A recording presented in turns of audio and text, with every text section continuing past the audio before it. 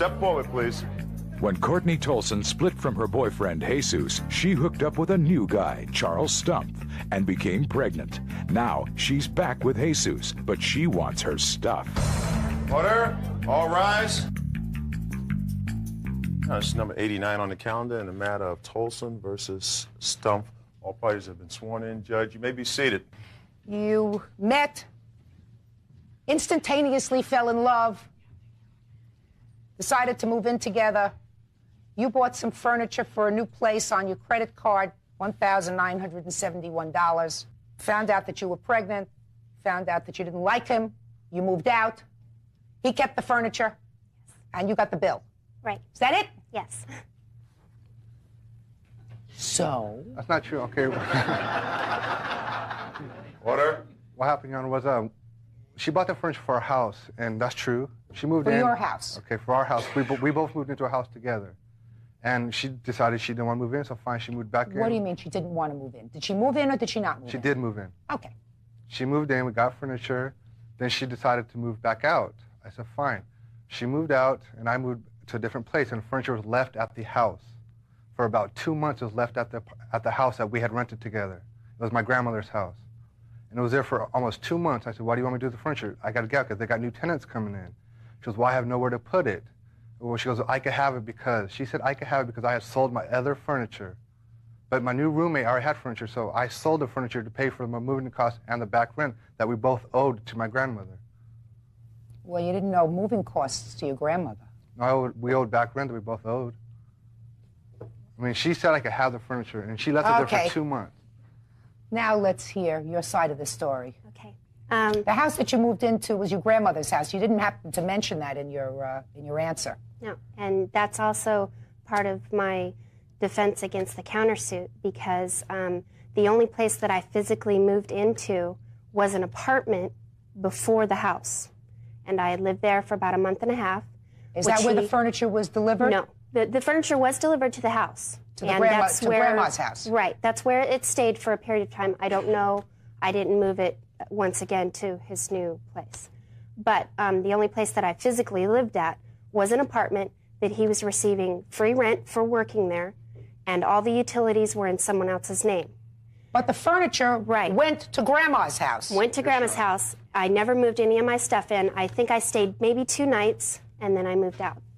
That's not true, Your Honor, because I gave her back all her clothes she had at the house, her cameras, her house, her clothes, her shoes, everything. Well, he says that you told him that he could keep the furniture. Did you ever tell him that?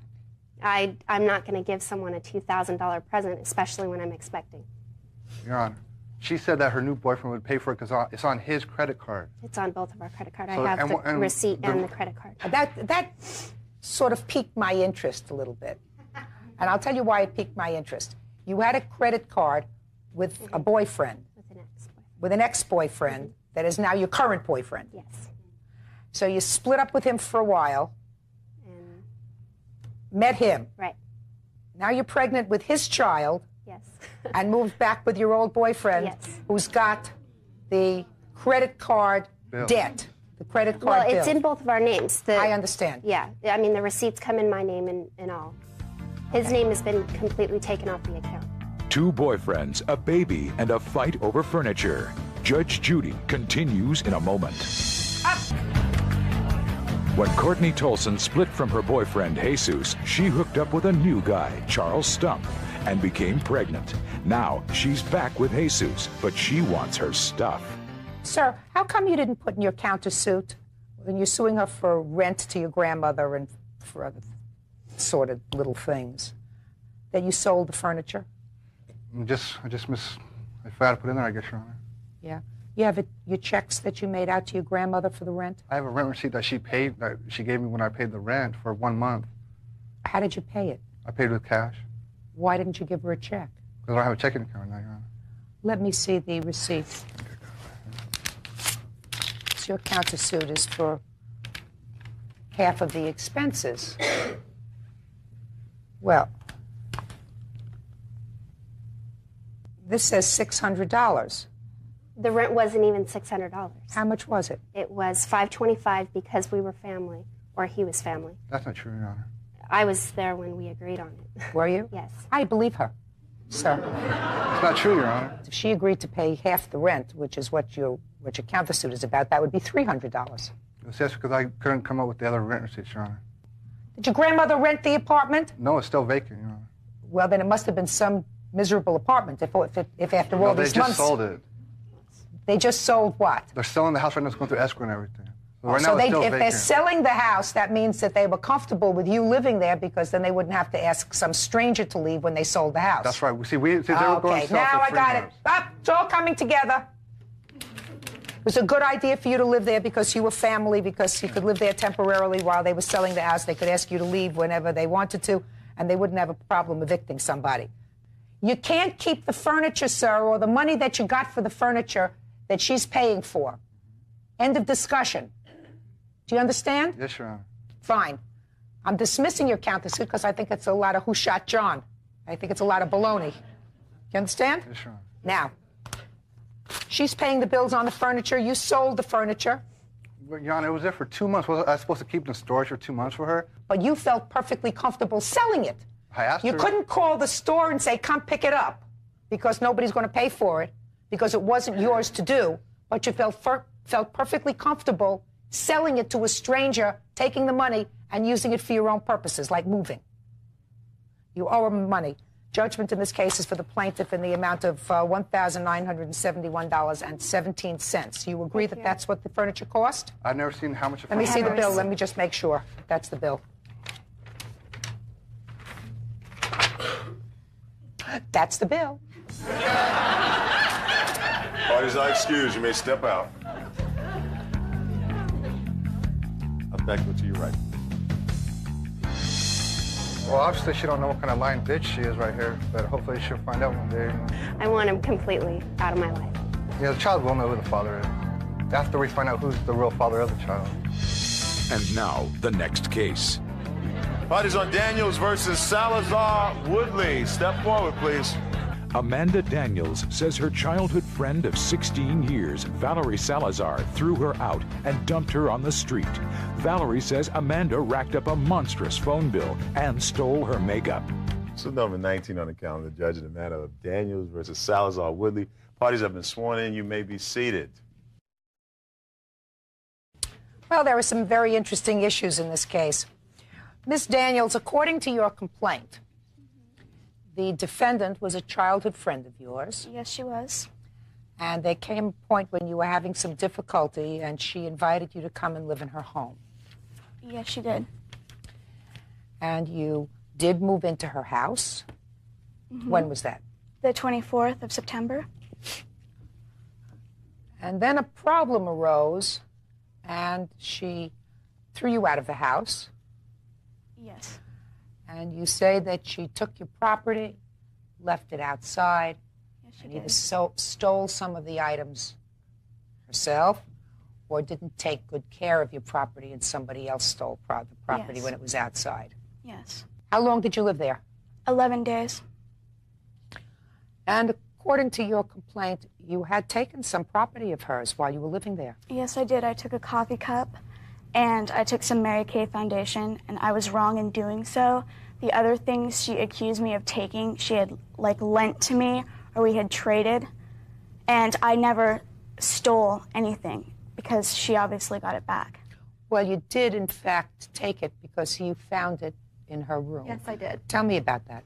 The night before she left, we'd been on a basis where we were on friendship terms, even though we had had a major blowout between the two of us. What was the blowout about? It wasn't working out. She was demanding. She was persistent. She disrespected our property. She disrespected our house. She ran up a killer phone bill. And it just got to the point where I just couldn't do it anymore. We offered her a place. Yes, we did. And she moved in. Why did you offer her a place? She's a childhood friend. I've known her for 16 years. We we grew up together, and it didn't seem like a big deal. It seemed like a good idea.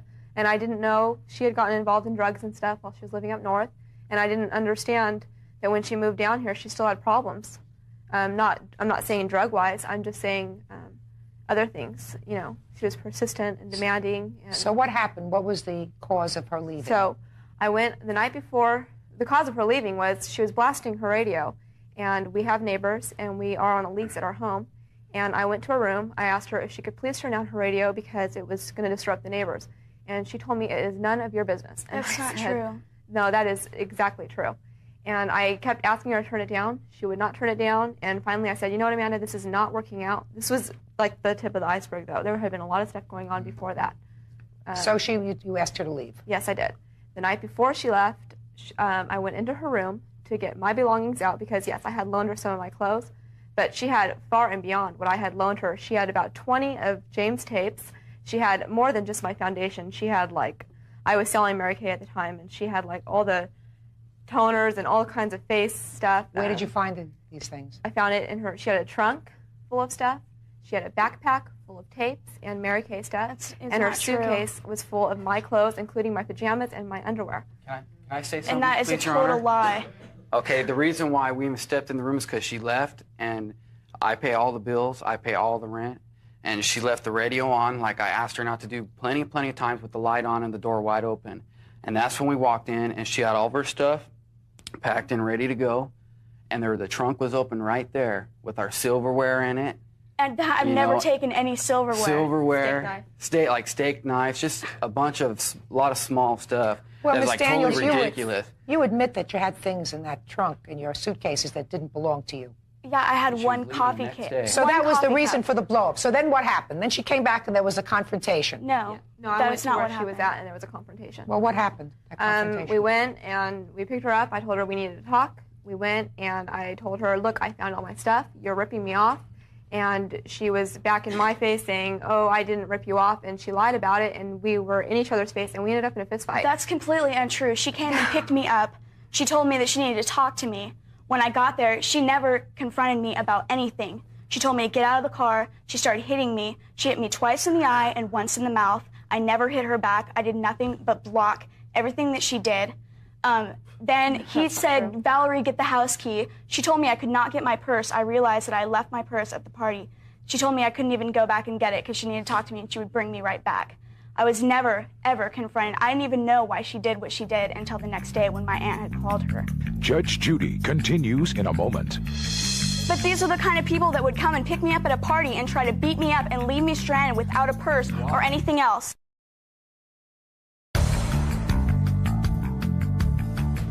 Childhood friends at war over a monster phone bill, stolen goods, and stuff dumped in the street. You're the aunt? Step up here because I have some questions for you, too. Okay. All right, after this big blowout, she's gone. Yes. And you received a phone call from these people to come and pick up her property.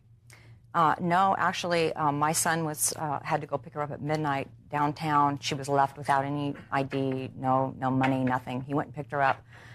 I tried to get a hold of her mother because we've been friends of the family for many years, and her mother kind of told me that there was a blowout between the two of them, and so I gave her my phone number for Valerie to call me, tell me what was going on.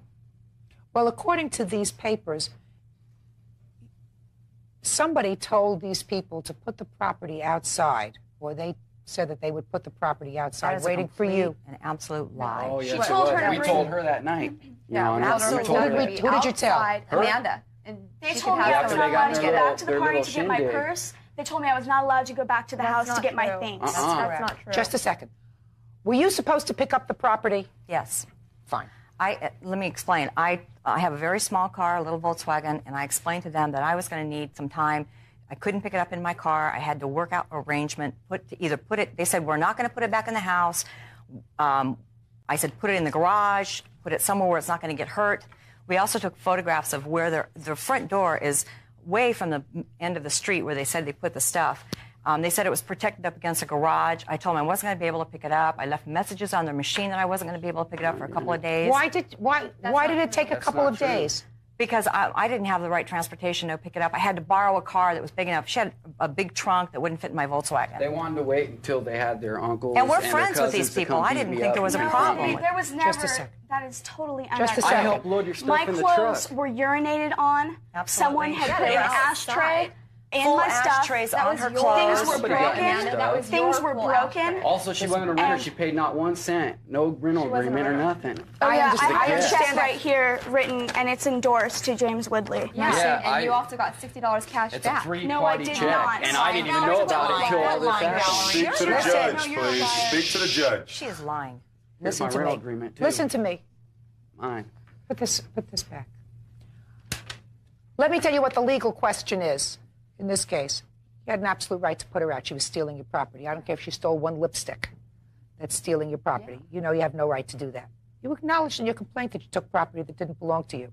These people had offered you a home to stay in, and you violated their trust by taking, I don't care if it was one steak knife, one lipstick, one eyeshadow. You had no right to do that. You know, and I can understand why they were put out, because you'd taken things in violation of a trust that your friend had in you. She seems that she was trying to do the right thing by an old childhood friend.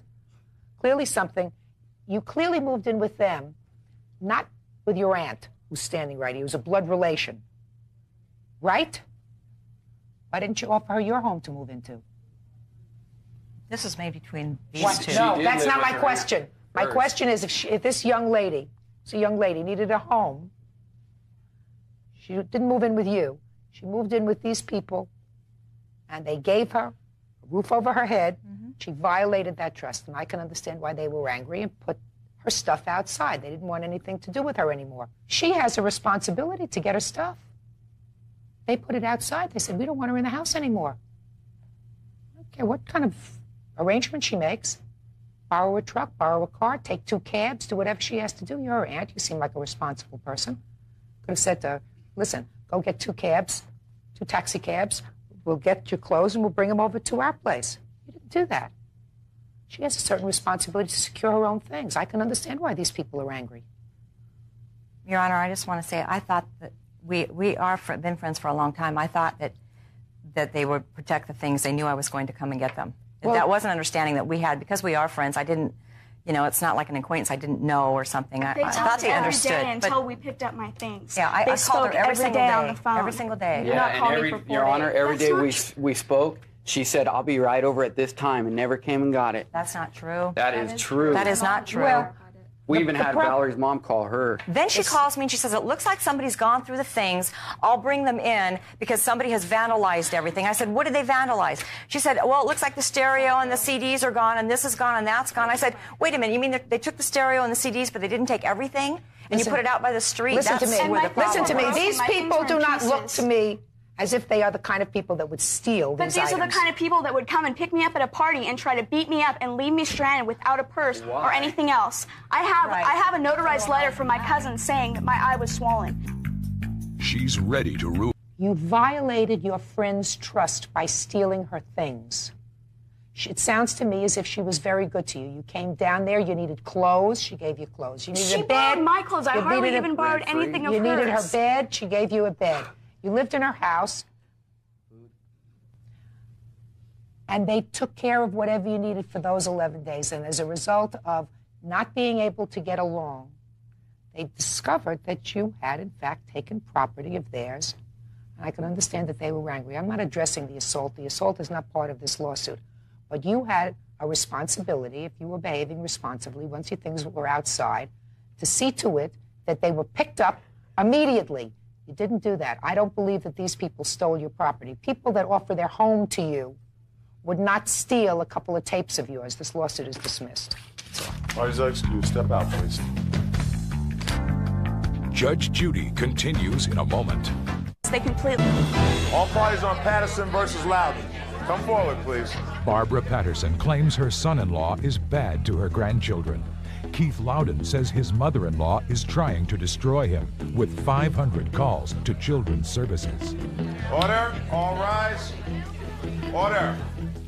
Your Honor, it's number 69 on the calendar in the matter of Patterson versus Loudon. You may be seated. Very sad case. When I read these papers, I couldn't wait to see what you two people looked like and what kind of people you were. Ms. Patterson, Mr. Loudon is the father of your 3 grandchildren. He's married to your daughter. Is that right? Yes, ma'am, it is. And you're suing him for $2,500. Stop playing with your papers when I'm talking to you. You're suing him for $2,500 because you say he harasses you, he has maligned you, and you want to be compensated.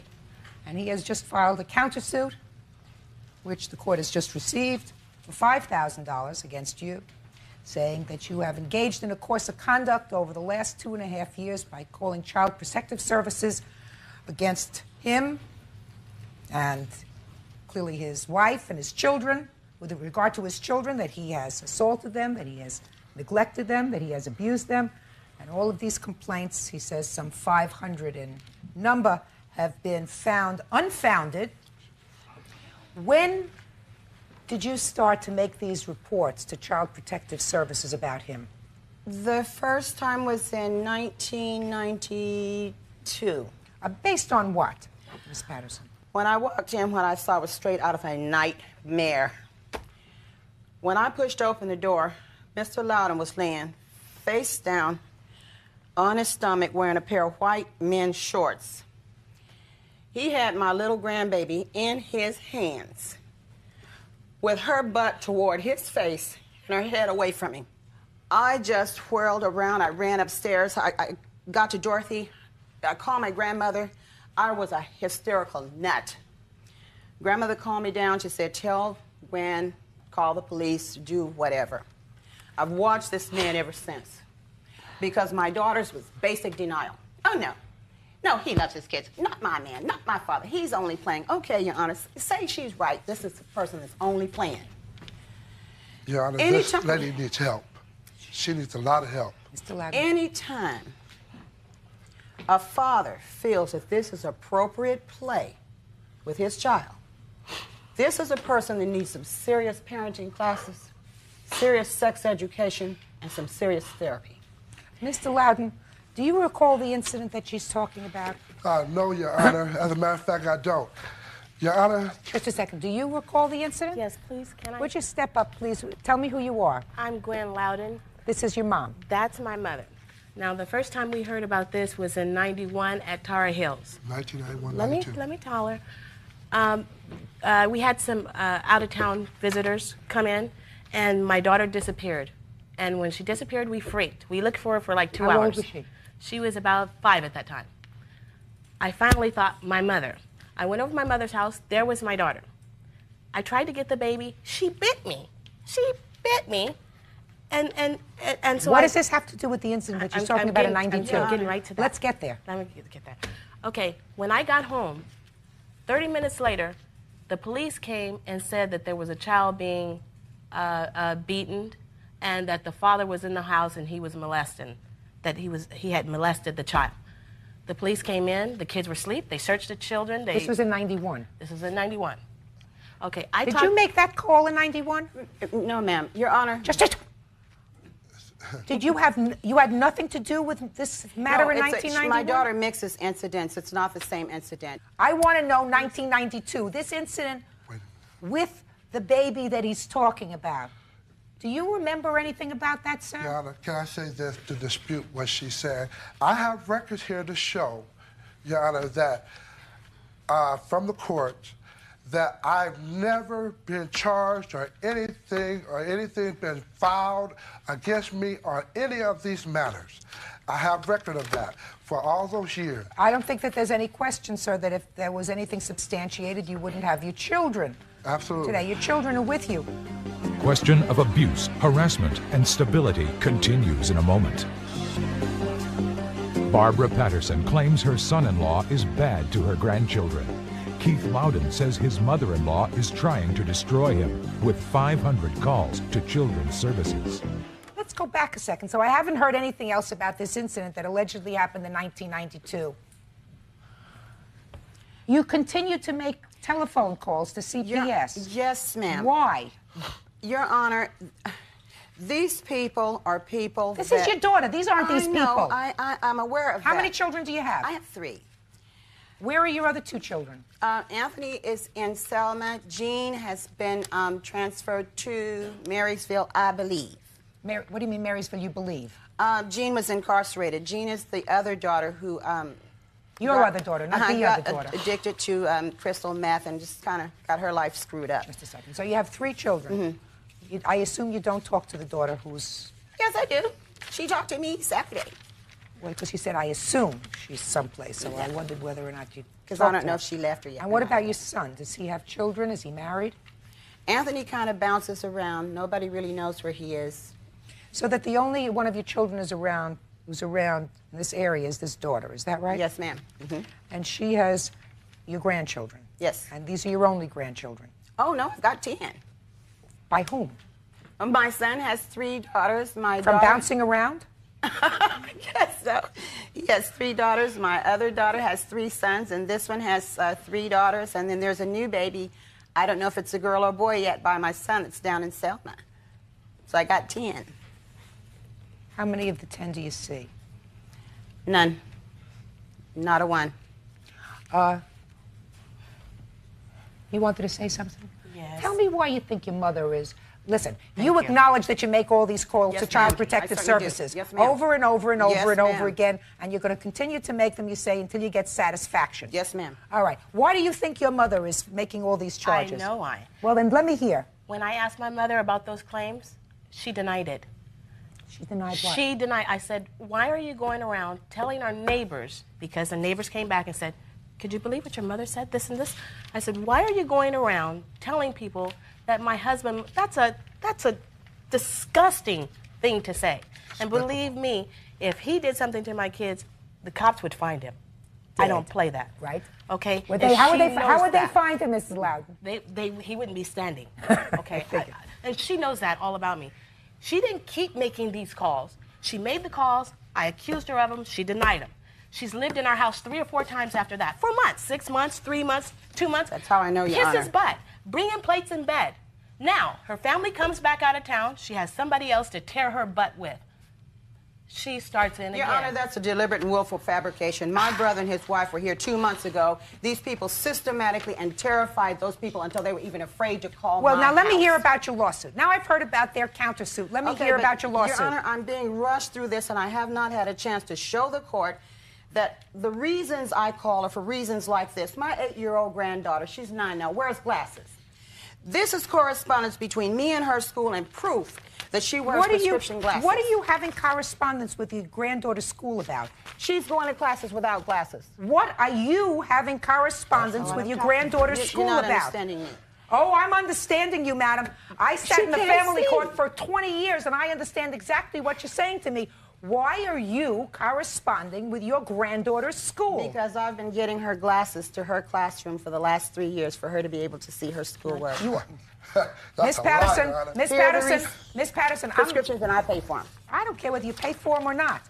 You've caused these reports to Child Protective Services. ma'am. I assume, and I must assume, that with the number of calls that have been made and the number of investigations that have been made, and as sensitive as everyone is on the issue of child protective proceedings, whether it be abuse or neglect, if there was a scintilla of evidence, credible evidence, they would remove these children from that home. No, ma'am. Don't. they don't. Well, you say no, I say yes, and I win because I'm the judge. Now,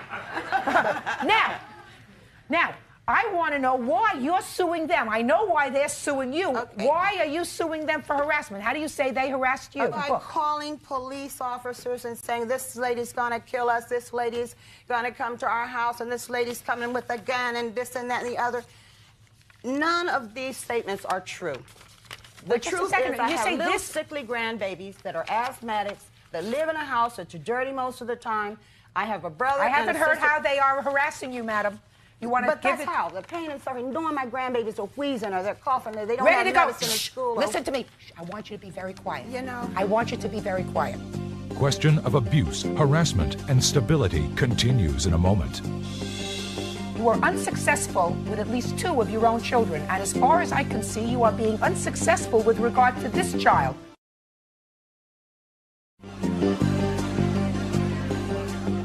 Barbara Patterson claims her son-in-law is bad to her grandchildren. Keith Loudon says his mother-in-law is trying to destroy him with 500 calls to Children's Services. This is an absolute tragedy. It is. That a family has reached a point where they have to come into court to expose the inner workings of their family. Absolutely. I know. Miss Patterson, I'm a grandmother.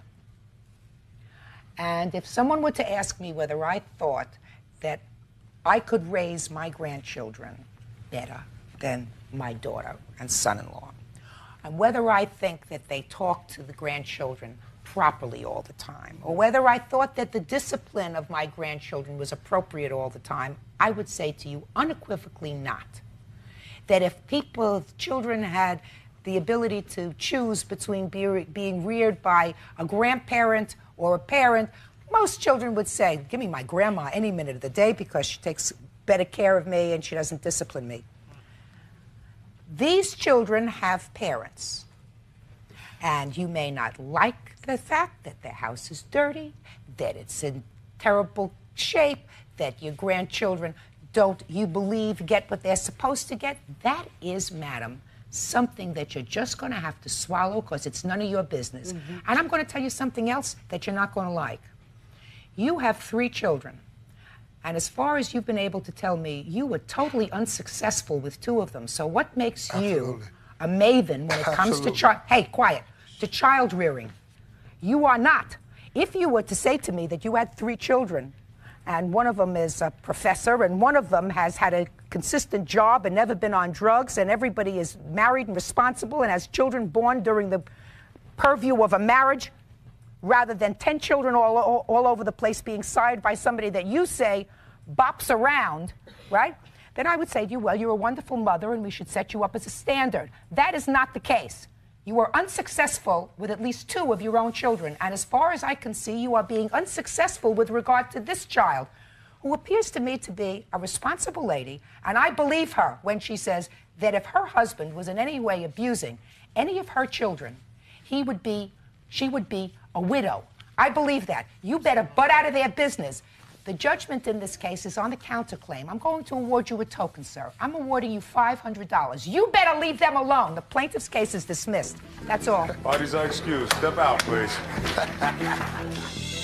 Mr. Williams wasn't allowed to speak, but it's okay. We're going to family court. This woman has tormented my life, and justice has been served on this behalf, and I'm glad that this opportunity has been presented to show that she herself is the unfit person. And now, the next case. All parties on Lambert. Step forward, please. Navy man Larry Lambert borrowed $60 from his friend and female sailor, Tanisha Scott. He was late paying her back, so she's brought him to court.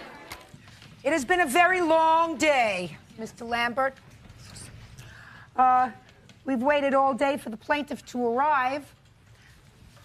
Plaintiff hasn't arrived. All the court business having been concluded, I've decided to hear this case without the plaintiff being here. I'm going to tell you why, sir. Because this looks to me like a ridiculous little lawsuit to begin with. And since the plaintiff chose not to come today, if I dismiss this case, if she has some reason why she's not here, she's just going to haul you into court on another day. Do you understand that, sir? Yes, ma'am. So, you're not Mr. You are ensign, private. I don't know about the military. What are you? YNSN. YNS? Yes. So what's YNSN. YNSN. So can I call you Mr. Lambert? Sure. Good. Mr. Lambert, it says in these papers, sir, that the plaintiff made a loan to you of $60. Yes, she did. And that you were supposed to repay her within what time frame? A week. And that you didn't repay her within the week? Yes, ma'am. So that she threatened ultimately to sue you if you didn't give her the money? That's true. And so you then gave her the money? Yes. Why didn't you give her the money when you were supposed to in the week? Well, it goes without saying that I told her I would pay her money in a designated time frame. We was about maybe a week and a half from payday, and I was depending on someone else to give me some money that was owed to me so that I would just eventually pay her off. The people who were supposed to pay me my money never did. So, and without the money owed to me, I couldn't pay her. So I had to wait till the next payday. Did you pay her then when you got your check the next payday right away? Not right away. Well, so that was wrong. Yes, it was. But you ultimately gave her back the $60, and this lawsuit is for the $30 in court costs because she filed a claim. Yes. And when she served you with the summons, then you paid her. No, I paid her. Yes, I did. So that what she's claiming in this lawsuit is the $30. That's that true. it cost her to collect her 60. That's why I Yes. said it's sort of a ridiculous little lawsuit. Now, Mr. Lambert, you don't want to have to come back to court again, do you? No, I do not. You would like to put this whole matter behind you, wouldn't you? Yes, ma'am. So you would like to pay her the $30 that she invested, wouldn't you? I would like to pay her? Yes. No. Mr. Lambert, let me put it to you another way. Why should she be out 30 to collect her 60? Well, in this case, I admit my one fault was not paying her when I told her I was for the $60. And when I said I didn't pay her on payday, time went by, After I didn't pay her the first time, we were on speaking terms, I wouldn't see her at work because we worked 2 different shifts, or just during the workday I would never see her. So, we got paid, just say the first, we got paid on the first. I didn't pay her until the 9th. I didn't see her within that time frame. You should have seen her right away, Mr. Lambert. Yeah, that's true. You should have seen her right away. Whereas I can say this case is over. And what I'm telling you is based upon the papers that I read and the fact that this woman is tenacious enough to sue you for the $30, to go and take out another summons for the $30 to get back her 60. Yes. She's going to do it again. And you look like a very nice young man who is an honest and honorable young man. That's true. So you made a mistake, and she was a nice person. It seems to me you should want me to award her the $30 and end this matter permanently. I give you one final opportunity, sir. Do you want to end this chapter in your life permanently? No, I do not, Judge. This case is dismissed. Mr. Lambert, I wish you good luck, sir. You are very, very strong in your position, but morally, you're wrong. Understood? Yes. That's all. Step out, please.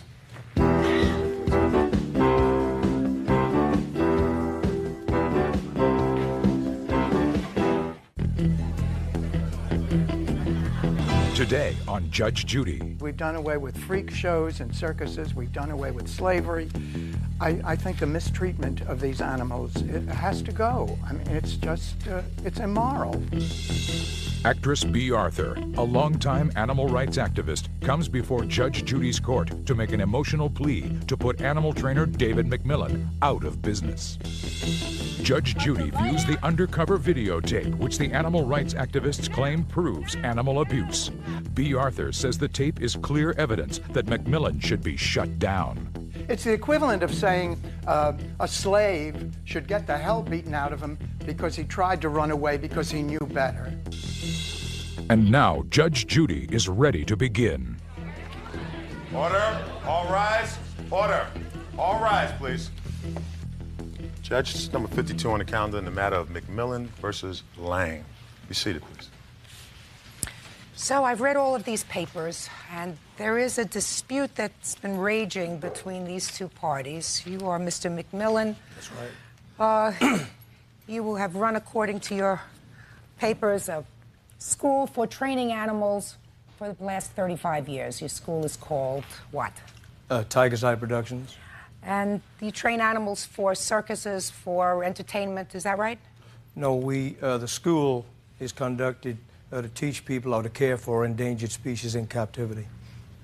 Well, we'll get to that in a second. Okay. You are Miss Lange? Lange, yes. Lange. And you are a representative of PETA, which is one of the largest animal rights activist groups in the country. And you have charged that he mistreats the animals in his care. Correct. Over a long period of time. And this is your witness, Miss Arthur. You were brought here by the PETA representative because you'd like to make a statement with regard to the plaintiff. Is that right? Yes. Okay. From what I gather from your paper, sir, about 8 months ago, a little bit more at this point, a student enrolled in your school that was really infiltrated by your organization to try to document or attempt to document instances of animal mistreatment. No, it was actually in June of 1994. Okay. So it's almost 2 years ago. Over 2 years ago. And That student was there for, as I said, 8 months. Approximately 8 months. And subsequent to that, you filed complaints against Mr. McMillan and his operation with both the federal, state, and county governments. Correct. And investigations were conducted by those branches of government, and the results of those investigations were findings of no wrongdoing by Mr. McMillan or his school, Tiger's Eye Productions. And his complaint is that despite those findings, you have continued to harass him in your papers. He sent this to me along with his complaint. This is your newsletter? Our publication, yes. Okay. So first, sir, let's hear about the harassment. What they did is a man came through the school from June 1994 through February of 1995 who claims he witnessed 167 allegations of, instances of animal cruelty. Is that what you allege? Correct. Right. Starvation, beatings, no veterinarian care, etc., etc., etc. Where is that student now? Is it a male student? It's a male student, yeah. Where is that person who worked for you today? Well, he's an undercover investigator that still does projects for PETA. He not only claims that these things happen, but we have it on tape. We have sworn testimony from former students from Tiger's Eye Productions. As you will see on the tape and as you will see from the still photographs, these animals are punched, they're dragged, they have axe handles shoved down their throats. Ms. Lange, is what you're telling me you have a tape that documents the worst instances of what your person saw over this 8-month period? Correct. Okay. I'm going to see the tape, of course.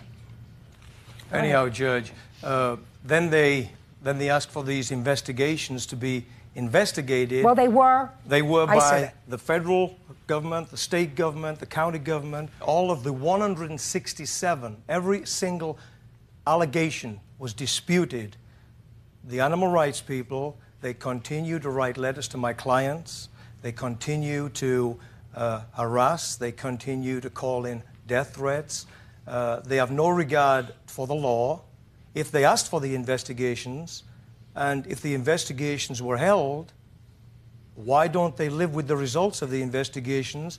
And if you look in the same magazine, it's all about they are making millions of dollars. Last year they made $12 million with allegations like this that are not proven, unfounded, and yet they still ask for money throughout the magazines. You can leave them your will, your retirement. I read the magazines. Everything. But they have no respect for the findings of the government. Miss Arthur, I'd like to hear from you. I don't know what I can say except that I feel very strongly the case must be reopened.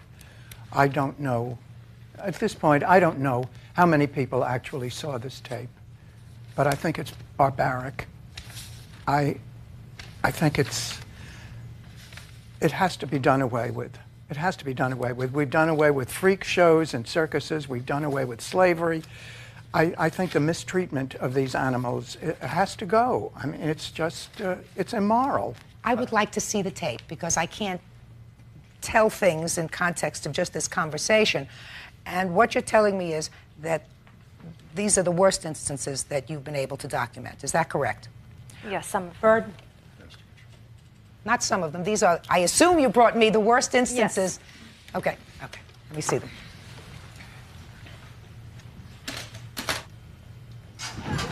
Let's go. Let's go. Let's go. Pancho, let's go.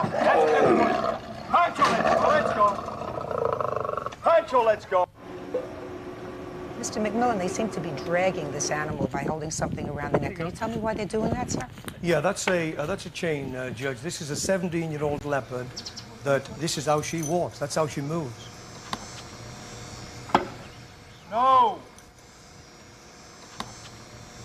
This is a 500-pound Bengal tiger being smacked with a bare hand. Why? Because he was trying to bite the handler when they were feeding him. This is a baby leopard jumping on someone. You train them not to jump on you when they're little, just like you train a dog not to bite you when it's little, just like we train our children and discipline them. No, this isn't how we would train our children. Everywhere. Close your eyes. Maybe if you were disciplined when you were young. Why don't you you'd pay have turned attention to out. the film, please, both of you? This is a 65-year-old lady smacking a 500-pound Bengal tiger with a bare hand. They consider abuse. The federal, the state, the county government disagree. But then again, this is an organization who don't believe in killing roaches. Explain why this animal's being hit when he's obeying the command. This is a trained That animal. is the investigator, by the way. That's the investigator with the headband on. So he's not undercover. He has never been able to do one interview. Here again. Ending there. Because you've got to take control. That's it. Controls might sometimes This make is a 750-pound lion and a 95-pound girl. You've got to take control. And the only reason this animal does not turn... No! I'm sure it hurts. No! Poncho, no! I'm sure it hurt. My goodness. B. Arthur versus the animal trainer. Showbiz animal trainer David McMillan versus the animal rights group People for the Ethical Treatment of Animals. Miss Arthur. Yes. Did you ever witness the entire tape or just the 2 or 3 minutes? I couldn't. You couldn't look at the whole thing? The whole thing, no. The reason I'm asking that is I know that you're a very intelligent gal. I'm always leery of things that are edited down because the person who's usually editing them down is keeping in the most favorable things for them. What did you think when you saw that tape? I have to say that I'm offended as a human being. The argument being they're stubborn, these big cats. They have no business, even though it's legal, they have no business being in this business. These magnificent animals. It's the equivalent of saying a slave should get the hell beaten out of him because he tried to run away because he knew better. The logic escapes me. You honestly believe that there shouldn't be these kinds of Absolutely. schools. There That's shouldn't my be, whole thing. We shouldn't have animals out of their natural habitat at all. Right. That's the way you feel. The question is, sir, is it necessary to hit those animals in the face, even if it doesn't physically hurt them, but for the purpose of humiliating them? Who claims they humiliated, Judge? Well, clearly, if you were to ask an animal, right? And I'm not Dr. Doolittle, but if you were to ask an animal whether they like being hit in the face, they wouldn't say yes. Well, Judge, I will respond like this. When a Bengal tiger or an African lion is kicked full force in the face by a 2,000-pound zebra, he probably says, oh, shucks, that zebra doesn't want to die. But you know what? These are predators and part of nature. They are very strong animals who can absorb the punishment that a 2,000-pound zebra can give them. So a human hand disciplining them, it works. I'd like to show you my tape, Judge. May I say something, though? However, this is repetitive behavior. He's complaining that it's an edited tape, but what we're showing you is what happens constantly. Each student comes in and pays thousands of dollars to take his course. Let's remember, these animals are trained animals. So he's training people how to hit them, how to dole out punishment, how to utilize food deprivation. Well, I haven't seen anything that there is no starvation, Judge. I haven't seen food deprivation, Miss Lange, on the film. No, there are sworn testimonies from students, from the investigator and also from former students who said that he, quote unquote, said, we'll see Samson's ribs before he eats again. That is the Bengal tiger you see in the tape. Miss Lange, that's why we like to have witnesses in court rather than sworn statements, because witnesses can be cross-examined. I don't think that this is a stupid man. He may be in a business that you don't approve of, but he's not a stupid man. And if he's in the business of keeping these animals for show in one way or another, he's not going to starve an animal so that the animal becomes useless. Yes, ma'am. I just want to say that I am not and never have been in full agreement with everything that PETA has brought about. I am not a vegetarian, although I have done things like trying to get foie gras off the shelves because of the force feeding of animals. I do believe in experimenting medically, provided that the animals are not Mistreated. Yes. Judge, can I So say that one? I don't want to be lumped with everything that PETA stands for. Miss Arthur is throughout their, one of the golden oldies here is throughout their magazine. She's in all of their magazines. Yes. She stands for everything, including an outrageous statement, if you feed your children red meat, you're guilty of child abuse. I never said that. These Just people, a second, where is that in the magazine? Right here, Judge. Just a second, could I In see my it, life. please? Absolutely. These people... Don't Never. talk, show me. These people are No, censors. did you hear what I said? Yes, Judge. My life's almost been Just show- ruined, so excuse me if I'm Mr. upset. McMillan, would you show me the comments, sir, that you attribute to Miss Arthur? No, I didn't say to Miss Arthur. I said Miss Arthur is Yes, throughout... oh, no, yes, you did, Excuse Mr. me. McMillan. I said Miss Arthur I just is said through... I- This is Miss Arthur? Yeah, Mr. McMillan, step back. It's not that I'm afraid of you, Sure. Mr. McMillan. It's just that you were very clear in what you said. You made a statement that you attributed to her. When I misspoke, Judge, what I wanted to say was Miss Arthur is in their magazines Every on the month. same page as if you feed your That's children... different. That, Mr. McMillan, Never try been not to quoted. confuse me. Okay, Judge, I It's apologize. very hard to confuse me. I apologize, Your Judge. Honor, may I answer your- Twice your I've original apologized. question? B. Arthur versus the animal trainer. McMillan says he's had it with the harassment from the animal lovers. Actress B. Arthur joins the move to close McMillan down for good.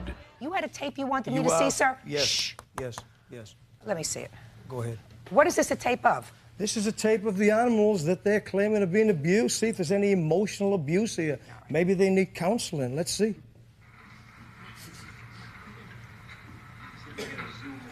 This was taken last week. Of course it was taken last week. No more than 15 seconds. This is after counseling, by the way. Mr. McMillan, Yes, Judge. this is a court, sir.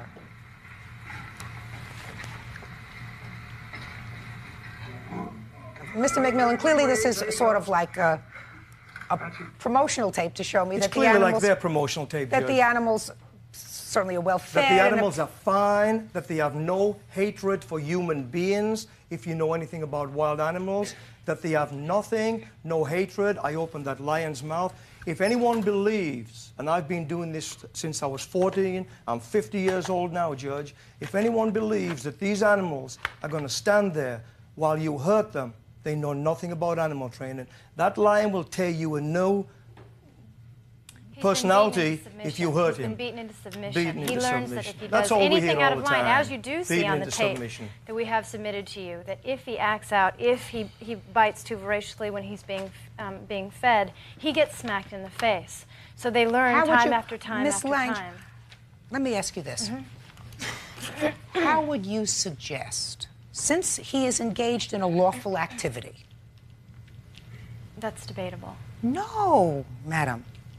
He is engaged in something that the law says, state law in Florida, where his business is, and you acknowledge that he's engaged in a lawful activity. You may not agree with it, but this is a court. He's engaged in a lawful activity. If you don't agree with it, get the law changed.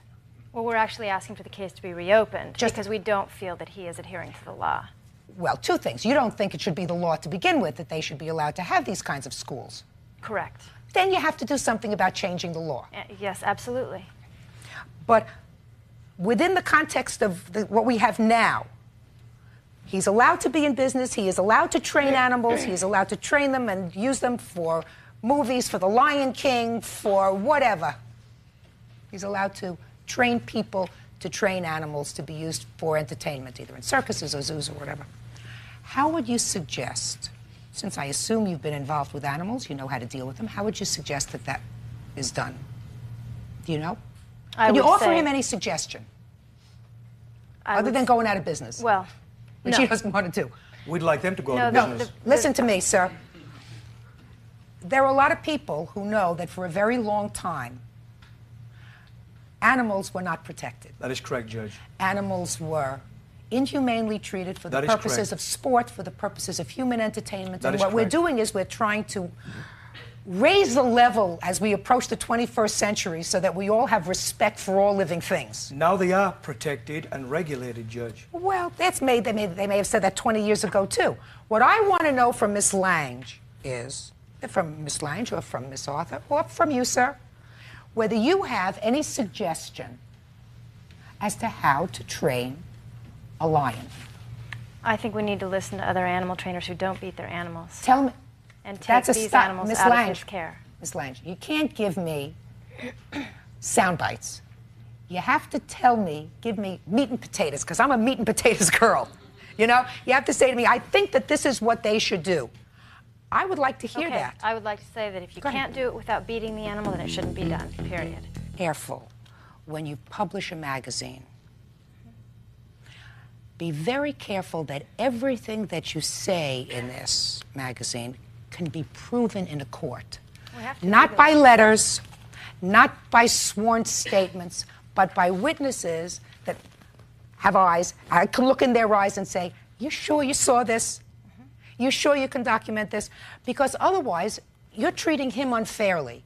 He has to sort of fight his way through a pillow of accusations without being able to confront the person who is accusing him. That's not fair. I mean, that's not the American way.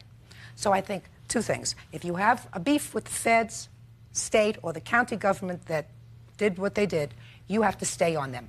Absolutely. While you're permitted to be in business, sir, you stay in business. But understand something. We have progressed since the 1900s in the way we treat living creatures. All I'm suggesting to you, Mr. McMillan, is you have to think in terms of we know more than we did 35 years ago when you started. And if you can come up with some better ways to train these animals, I'm certain that reasonable people will leave you alone. Won't you? Won't you? When animals stop being abused, Won't. we'll leave them alone. Yes. You're not So the answer is yes. So the answer is yes. Thank you very much. That's all. Thank Parties you. are excused. Step out, please. Parties on Hannah. Step forward, please. All parties on Hannah. Lisa Hanna says she was evicted from her in-laws' house after her marriage to their son came apart. Michael and Jean Hanna say their daughter-in-law left with everything but the kitchen sink, and they want their stuff back. Order. All rise. Order. Judge, this is case number 79 on the calendar in the matter of Hannah. Thanks, Bird. You may The be seated. Battling Hannahs. I read your complaint, your answer, your suit, your countersuit, your suit against you. You're the ex-husband?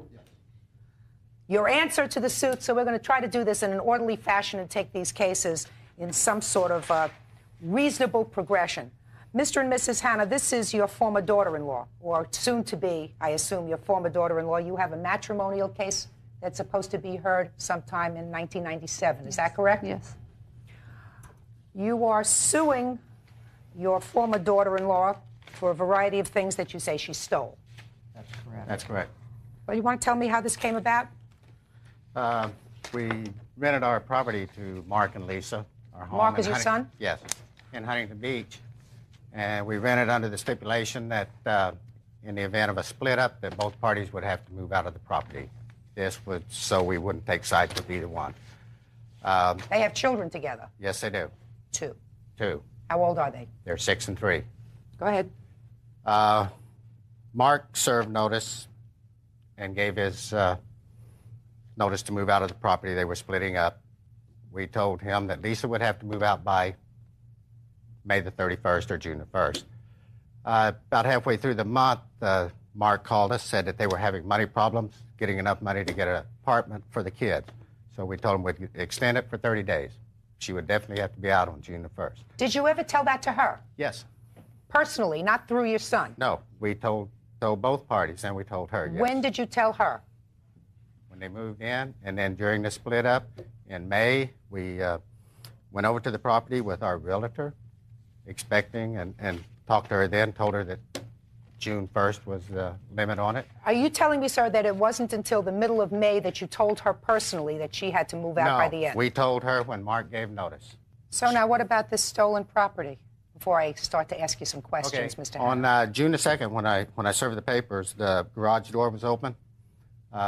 Everything was in the garage then, the washer, the dryer, refrigerator, file cabinet, and that was everything that I could see in the garage. In the house, we couldn't check it. I do know that it was there on May the 10th when we went through the property. When we came back to take possession on the property, approximately July the 14th, July the 14th, we came by, the garage door was open, everything's cleared out. Washer, dryer, refrigerator, file cabinet, and everything else in the garage was gone. We asked Lisa, we met with Lisa, we asked her what happened to the property, where it was at. She said that the house was broken into and all of our stuff was stolen. We at that time asked her if she had filed a police report. She said yes. We asked her to see a copy. We said we'd need a copy in order to turn it into our homeowner's insurance and get compensation for it. She refused to give us a copy of the police report, so we at that time went to the Huntington Beach Police Department. We had the police department pull up all of the records on that property for police calls. Nothing showed up in that as far as a burglary. Lisa Hanna's in-laws threw her and her kids out of the house when the marriage to their son busted. Michael and Jean Hanna say she stole stuff. She says not. So what you're missing is a washer, a dryer, and a file cabinet? No, we're missing our, here's a complete list. We're missing the security system. This is a night security system, 24-hour monitor. Heat sensors for the house, smoke detectors. She took the drapes, rods out of the 3 upstairs bedrooms.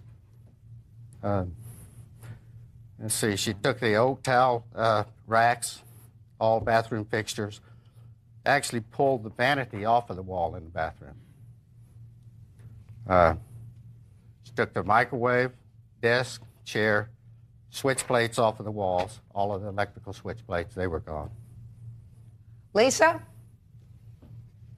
Tell me your side of the story. Well, during the whole time that I lived in that home, these people had a garage remote to the garage, and they had access to the house. Madam, she was very polite. Yes. During the month of May is when Mark abandoned us and took almost all the belongings out of the home. We came home on May 2nd. What kind of belongings? The belongings that you're talking about, the belongings that are on this list? Belongings. Can I see the list, please? Go ahead. Clothing, food, toys, my bicycles, the kids' I don't think that they're complaining about these things. We're going to get to the When suit he- with regard to your soon-to-be ex-husband in a minute. Well, when we came home, that the garage door and the lights were on, the doors were open, and all of these belongings to the house. The only things that were left were the couch, the VCR, a kitchen table, my bed, and a dresser, and my son's bedroom set. I went away in Palm Springs and came back, and that's what I came home to, was no refrigerator in the garage, and there was no breaking in type of entry to the home, and that's when I learned that the Hannas had a remote control to the garage. All right. So now I have a couple of questions for you. I was sort of shocked when I read the complaint, quite frankly. She was living there with your 2 grandchildren, and what I don't understand is why you evicted her. Because she was not going to pay rent. We asked her to pay rent on June the 2nd. Was she working? We gave her, yes, she was.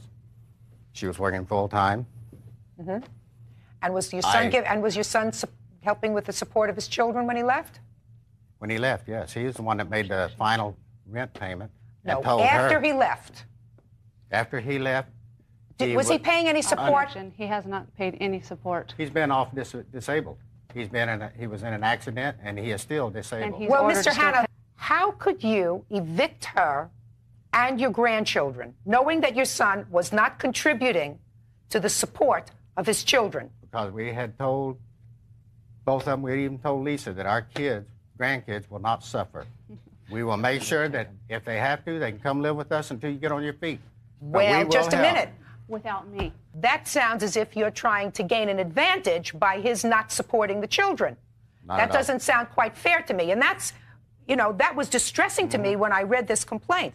If you want her to get on her feet, then you say, live in my property rent-free until you get on your feet. Financially, we couldn't support her any longer. We had helped financially the whole time they were married. The payments on our home that we were making for them to live in, we sacrificed. Our payments on the home was over $1,700 a month. We let them live there for $920 a month to help them to get on their feet. She wouldn't quit her spending. We cannot physically support her for the rest of our lives. What do you mean she wouldn't quit her spending? How much did she would? Just a second. Compulsive spending. How much were you earning at the time? I make $14 an hour, and I had a huge mass grown in my abdomen and had to have a surgery in February, and I came home to recover and discovered many phone calls from creditors that the bills were not being paid, and that's why we split up. Listen to me. We'll get to that in the second lawsuit. All right. Do you have any proof that she took this property? It was left in her possession. We know it was there on the 2nd of June. It was total vengeance. No. Well, just a second. Retaliation. Well, that's supposition at this point. Do you have any proof? You had access to the house, correct? No, we did not. How'd you get in? We did not. Just a second. How did you? No, I didn't say you went into the house. I asked you if you had access to the house. No, we did not. Did anyone have a key to the inside of the house? Not to my knowledge. Can you get into the house through the garage? Can you get into the house through the garage? Yes, you can, but And you you do not have the remote. Who had the remote? I had one and they had one. No, Mark had the other one. So that, just one second, so that Mark had access to the house as well with the remote. Is that correct? To my knowledge, yes. Yes. Did you have a remote for the garage? Yes, I did. Did you take any property from the house? The only thing I took was my personal belongings, my clothing, the television, and a VCR. Do my underwear fit good on you, Mark? We're talking about this property. This property. He now. took all of that. Okay. All of my clothing and. Okay. So as far as I know, there are now two people that both deny that they took any property from the house, either from the garage or from the inside of the house. And two people who had access to that property and no witnesses. All I have is received harassment from this man and the family, and I want peace.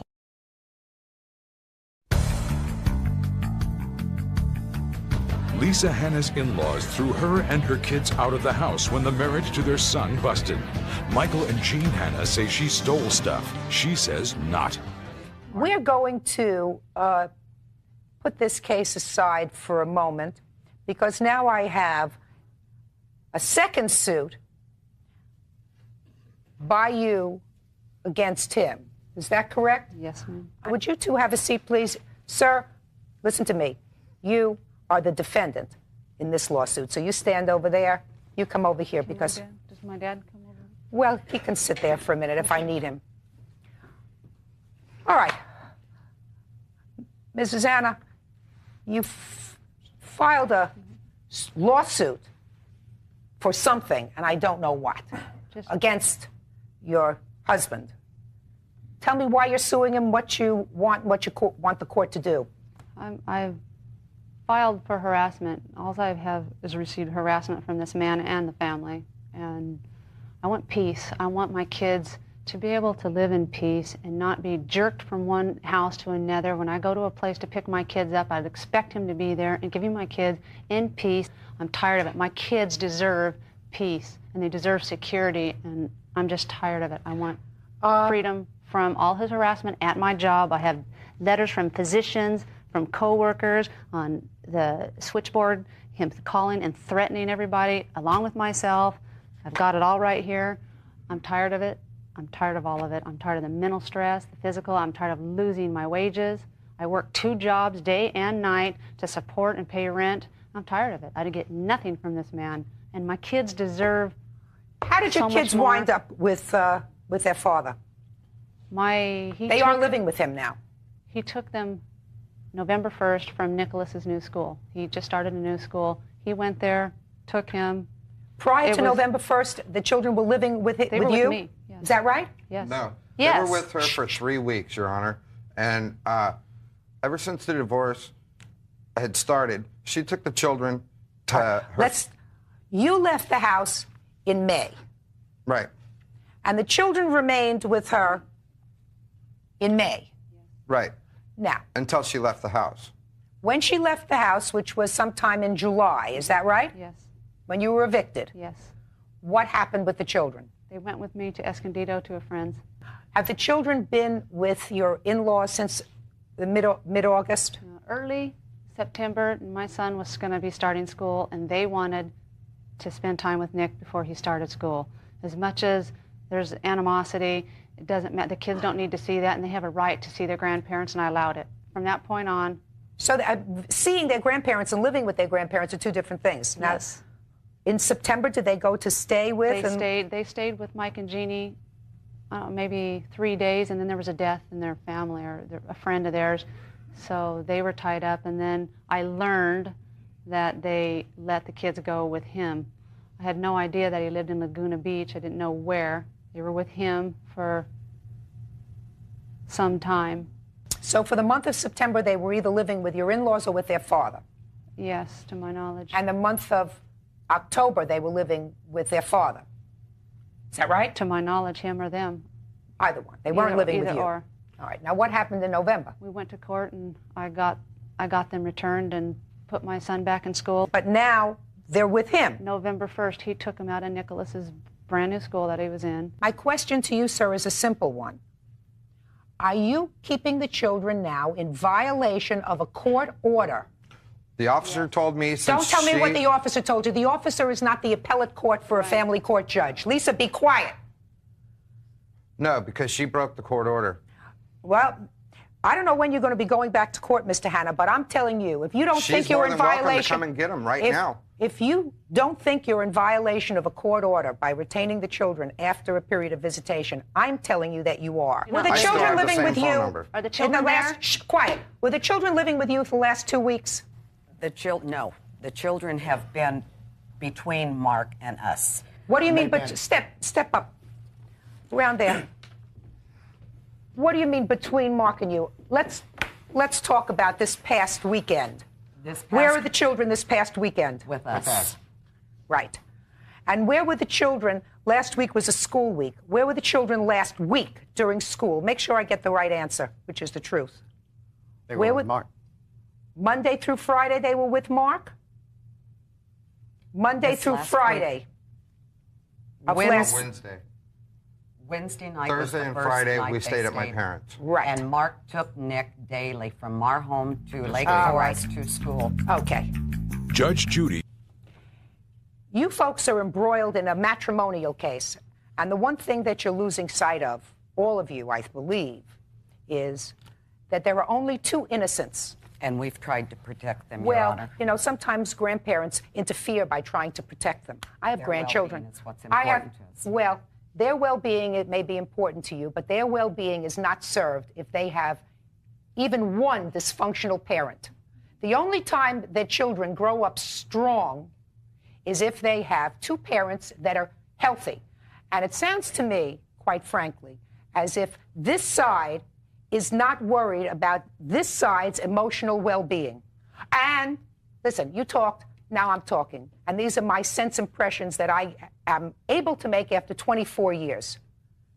You have to be supportive of both parents. You are only supportive of your son. You're not supportive of her. She's the mother of these children. He's the father of these children. And if the two of them are acting irresponsibly towards their children, both of them acting irresponsibly, then it's up to you to act responsibly for the children on behalf of both of their parents. You did the wrong thing when you evicted her. Absolutely the wrong thing. She was living there with your two grandchildren, and there's no question in my mind that in this relatively short period of time, there was a lot of jockeying for who was going to get custody of these children. And to financially strip her of the ability to take care of the children, you were putting your son in a superior position to have an order of custody awarded to him. Now, evicting your two grandchildren from the house, and I don't care if you had to go into debt in order not to do that, as far as I'm concerned, is an inhumane, heartless thing to do. That's just my opinion. We come down to your lawsuit. Lawsuit requires evidence. Nobody saw her remove the things from the house. Did she have a motive to be angry with you? Some of the things that you suggest that was done in the house suggest to me that the person who did those things by removing towel bars and by moving plates was angry. So did she have a motive? Yes. Did she have an inclination? In all probability. But she did not have sole access to the house. He also had access to the house. And without some proof that she was the one who took this property, I am dismissing your lawsuit. As far as your counterclaim is concerned, Lisa, I am also dismissing your lawsuit against him and whatever counterclaim you say you have against him. That action will be taken care of as part of your divorce decree. These children require stability, and the only way they're going to have it is if their two parents start acting responsibly. They have to live in one place, not sometimes in your house and sometimes in your house and sometimes in your house. If she has a court order of custody, you are obligated to comply with that court order of custody to the letter until it is modified. Then why won't she take the children? She's going to take the children. You want to make arrangements for that today? Sure. Fine. You have the children here in 3 hours. You can make the exchange right in my chambers. Thank you very much. That's all. Parties are excused. You may step out. Versus Shiflett. Step forward, please. Robert and Luann Fry divorced. When Robert went to pick up his things from his ex-wife's house, he says he was punched by her boyfriend, David Shiflett. But David says it was Robert who threw the first blow. Order. All rise. Your Honor, this is case number 90 on the calendar in the matter of Fry versus Shiflett. Parties have been sworn in, Judge. You may be seated. Okay, this is a whodunit. Right? That guy did it. Mr. Fry, you say you were assaulted by the defendant when you went over to your ex-wife's house to pick up some property that you left there. The defendant is her new boyfriend. That's correct. And Mr. Shiflett, you say that he assaulted you when he came over to pick up the property. This is correct. Okay. So that's where we are. Take it from the top, sir. Tell me what happened. Okay, first of all, I'd like to state that this individual is a physically abusive person. Not only has he hit me in the face, he also hit my 8-year-old daughter in the face, slapped her, made her run away from their home to my, that is not a lie. To my sister, I have a police report to that effect. Yes. Let's tell me what happened when you went to the house. Okay. To get I your went property. there after several attempts, over a year, trying to retrieve my belongings. How long have you been divorced? Divorce papers were filed in July of '94. Okay, finally, after trying to get my belongings back for over a year. Are you currently divorced, or is that Yes. matter still pending? Yes. So that was filed and completed 2 years ago. It was completed about 6 months ago, finally. Now, so go ahead.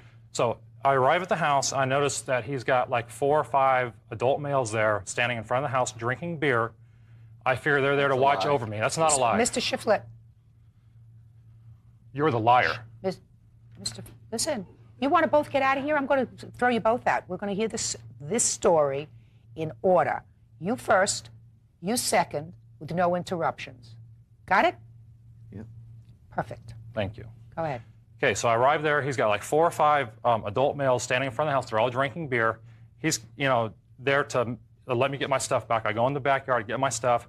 It takes like about, I don't know, maybe an hour to retrieve all my belongings, load it up in the truck. There was a list of about 30 items. They provided me with about 15 of them. So I'm standing in front of the house talking to my ex-wife, who's way up on the porch with all his friends there on the lawn, and he's like right over here. I'm addressing her. Look, why don't you give me the rest of my stuff? There's like 15 items here you're not giving me. Were those items that were specified in your divorce judgment that you should be retrieving? Let me put it this way, yes. Like, for instance, I got the TV back. On my list, there's a TV. She didn't give me the remote, okay? On my list, I've got a desk. Okay, she gives me the desk, all the contents, things that I had when I was a little boy, things that meant a lot to me, that meant nothing to anybody in this world. She removed them and sold them at a garage sale or threw them away. But she gave me the desk because the desk was on the list. Okay, so the TV is on the list, and you got the TV, but not the remote. Exactly. The desk, just a minute. The desk is on the list. You got the desk, but the list didn't say anything about the contents. So the contents were missing. Right. So anyway. I'm getting the picture. Okay. And there was also other items on the list that I didn't get back at all. And I'm requesting, I kind of understand that if it's not specifically on this list, I'm not going to get it back. But if you moved out of your house tomorrow and was living somewhere else, would you be able to make a list of every item you own, every personal effect that you own in this world? I don't think you could. I couldn't. You ask me a question, you answer it for me. So you were talking to your ex-wife. Yeah, who was about, up at the house. I'm out on the sidewalk, and he's standing over here. My girlfriend Malia and nieces on this side of me, and his friends are over here. I'm talking to my ex-wife saying, look, just give me the stuff back. Let's save these attorney's fees. You know, I'm going to have to go pay my attorney to talk to your attorney. You know, this is going to go on and on. Just give me my stuff, you know. And in the middle of saying this, I said, like, you know, you gave me my toolbox, but there was tools taken out of it. And he's all, oh, BS. You know, I don't want to say the word, but Who's I'm all he? Dave. And he's standing over. I'm all BS nothing.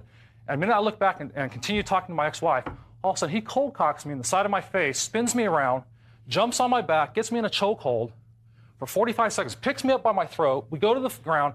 I start to gain the advantage. Then his friend over here grabs my feet out from underneath me so I couldn't, you know, defend myself. So here it is, 2 guys on one. And he's a liar. He's saying I pushed him first. Don't tell me he's a liar. Okay. He's going to tell me his side of the story. All right. He says I pushed him first. Why would I push him first when he's got 5 of his friends Are you there? asking me another question? Just tell me what happened. Okay. There's no way that anybody in their right mind would push somebody first when he's got 5 friends there back. Judge Judy will continue in a moment. After a divorce, a fight breaks out and the ex-husband goes to the hospital. Now, what injury did you sustain, sir? I had a black eye, which I have pictures of. Can I see the And pictures, please? Yes. Those are the pictures of external. I have internal pictures of my throat that were taken by the doctor through a scope that they put down my nose to show the damage done to my throat. I almost had to have a tracheotomy in the hospital that night due to these injuries. We spent the whole night in the hospital. All right, Mr. Shiflett, now I'd like to hear your version of these events, sir. Well, he did come over to get his belongings, and there were other individuals there, contractors working on the house, and he retrieved all of his belongings, everything that was on the list. That's a lie. That was the second time. The first time he came to get his belongings, he flat refused to get the rest of it. So we let him come back, get the rest of his belongings. Everything was in the truck next door down the street. And What do you mean, he decided, next door down the street? Well, it was a next door out in the street. Everything was in his belongings away from the house. Then he comes up to the house demanding things out of the house that he could just see through the door that are not on the list, that were bought after he was gone. You're not helping yourself. Sorry, Go ahead. So he came up to the door. Yeah. Where no, was he? he On didn't the come up porch? to the door. Where was he? Pardon me? Where was he? He was out on the sidewalk, and he was screaming obscenities, Well, what was cursing. Who was he screaming at, sir? My fiancée, Luann. Mm-hmm. What was he And, saying? Oh, he was saying, give me my belongings, and using profanity. I don't want to. Okay, give me my belongings is what he was saying. Yeah, he was saying giving me other things that aren't even on the list. Okay. And he knew they weren't on the list, and I'm not going to sign the deed to the house. Well, that doesn't matter. It's a court order, and he has where to were do you that. when he was having this discussion? He was approaching the house, and your I stepped girlfriend. in front of him. Oh. And I asked him to please sign the list of items that you took and leave. Well, then he's cussing at me. He's cussing at her. And he made an advance towards the house or her. And he took the notepad and slapped me in the chest. Said, it's none of your business. And when he did that, I hit him. And I was hoping it would get broke up then, but it didn't. Just a sec. Could you do something for me, Officer Byrd? Would you go stand next to Mr. Shiflett over there? Mr. Shiflett, I want you to show me. I want you to pretend Officer Okay. Byrd is Mr. Fry. You're standing there with a notepad. He has the notepad. He has the notepad. He has the notepad. I asked him to sign it and leave without So asking. he has the notepad in his hand, Yes. okay? Like this. All right, so show me. Okay. What there was a brick wall right here, and I was standing where he is, and he was standing right here, and he said, "It's none of your business," and hit me and he was gonna go What do you mean hit you? Show me how he hit you. like this, Yes. and he kept And coming on. he, just a second, to walk past you. Yes. To walk perhaps past you. push me out of his Just a way. second. I had to act in self-defense and keep him from. Just a second. Thank you, Officer Byrd. That didn't hurt, did it? No, Judge.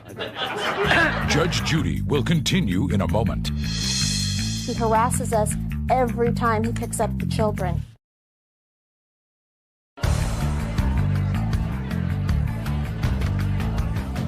After a divorce, a fight breaks out and the ex-husband goes to the hospital. You just told me there was a point that someone else pulled your feet out from under you. Right. Correct? Correct. And who was that? That was this individual over here, the witness. Over here. Watch your step. It's been sworn in, Judge. What is your name, sir? Troy. Troy what? Bailey. Now, you were at the house? Yes, I was there. We were having pizza. What were you doing there? Dave's my best friend. I've known him for 13 years, and he's not a troublemaker at all. Just a second. I didn't ask anything else. Who else was there? 2 other guys that were doing some construction work were there. Oh, now you remember that. Yeah. Who else? And myself and Dave and Luann and him and his girlfriend came up. Who was having pizza? Me and the construction workers. And who And else? Dave and Luann was having it too. And what were you drinking with the pizza? Right here. We had a 6-pack of beer. Now. Between me and David. That's what I can tell you. Now, there came a point when you saw these 2 men fighting. Is that correct? Yeah. Well, at first I was away from a distance, and then I just kind of heard it going on. So you didn't see how it started. Is that correct? Look, right here. Yeah. Well, I did. Look, right here. I did. Did you see how it started? Yeah. Bob was asking for the list. He had a list with the notebook. He was Mhm. asking for the things that he wanted, and then he pushed Dave, and then next thing you know, it was on. What do you mean it was on? They started squabbling. No. Did you see your friend Dave hit him in the face? It all happened so fast. The question that I asked you, sir, is did you see Dave hit him in the face? That requires a yes or a no. All I seen, they were fighting, and we broke it up. The construction guys grabbed Dave, and I grabbed him to lift him up. He was already hurt. I just was helping him up so he could go home. Listen to me. By my feet. Order. That's because his girlfriend Listen to grabbed me. Listen to me. Yeah. I want to understand you very carefully. You saw the plaintiff push Dave aside with this notepad. That you remember seeing. Right. Now, Dave here, he admits he punched him in the face, but you didn't see that. It all happened so fast. You know, the only thing I seen was they were on the ground scrapping. Well, so then let's go back a second. If it all happened so fast, and the next thing you saw, they were on the ground scrapping. You could hear them Did making you? noise. They were fighting. You could hear them making noise. What I'm asking you, sir, is, and I want you to make sure. Did you see with your own 2 eyes the plaintiff push Dave aside with the pad? Yes. Now I want you to show me on Officer Byrd exactly what you saw. There's the notepad. Okay. Here's like a brick wall thing. I heard about the brick wall. Let me see what you say you saw. And Bob was reading the list like this of the things that he wanted. And then I guess he asked for too much. Then he goes and he was like treating Dave like he was a child and he didn't have any respect, like he wasn't even there. And then he did and he hit him with the. Go and sit down. Okay. Excuse me, Your Honor. Very good. Chop. Now you say he assaulted you. Is that right? What injuries did you sustain? Besides the bumps and bruises and scratches. Do you have any photographs of that? No. Did you seek medical treatment? No. His police report states he didn't even go to the doctor. Not. Who are you? His ex-wife. He didn't even, it states right in the police report, he refused medical attention. Listen to me, madam. You have children with him? Yeah. How many children do you have with him? I have 2 daughters. This is an ongoing event. He harasses us every time he picks up the children. Every time. You're lying. Just a second. Oh, yeah. Now your Step daughter's up, going to see you lying. step up here. I want to tell you something. Step up here. I want to tell you something. I want you to be quiet on this side. Daughter's going to see you lying. Hey. Sorry, Your Honor. Good. This happened the other night. We go to pick up Matt.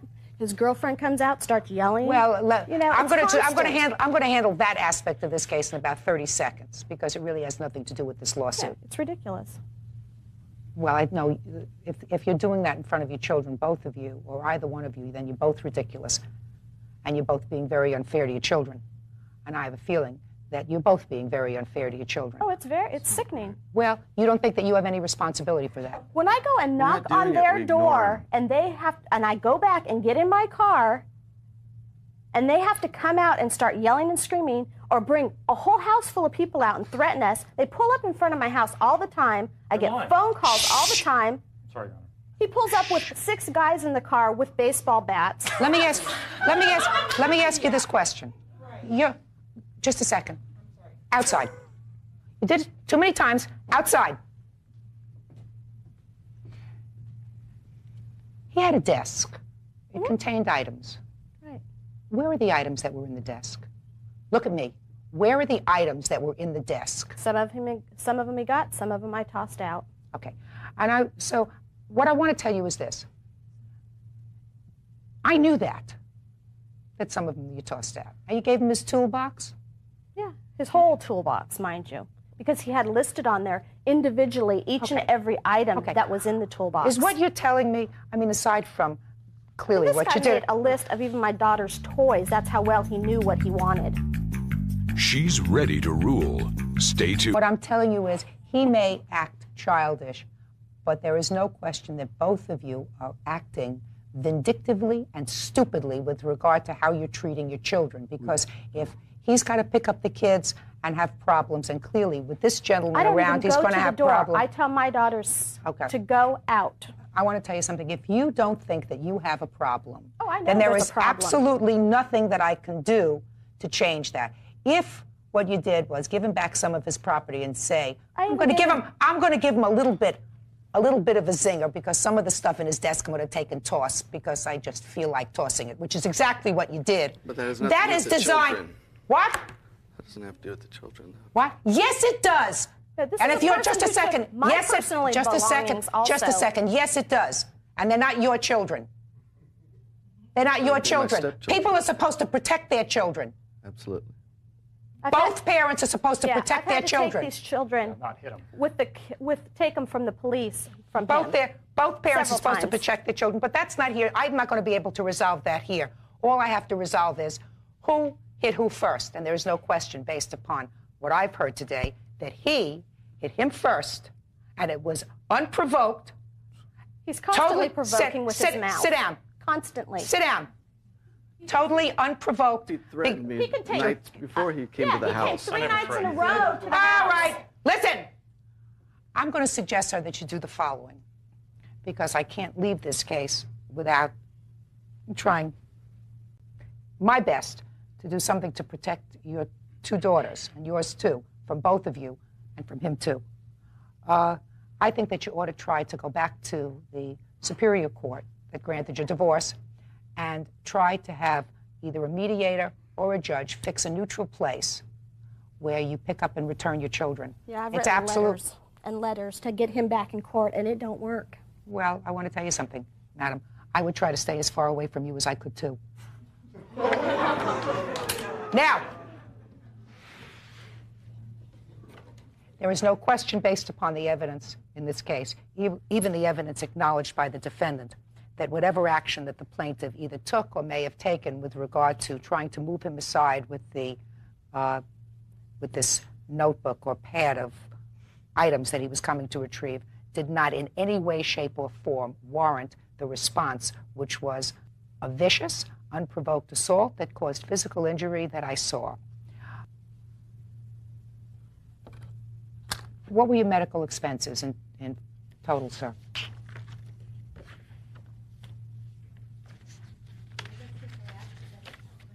My actual expenses,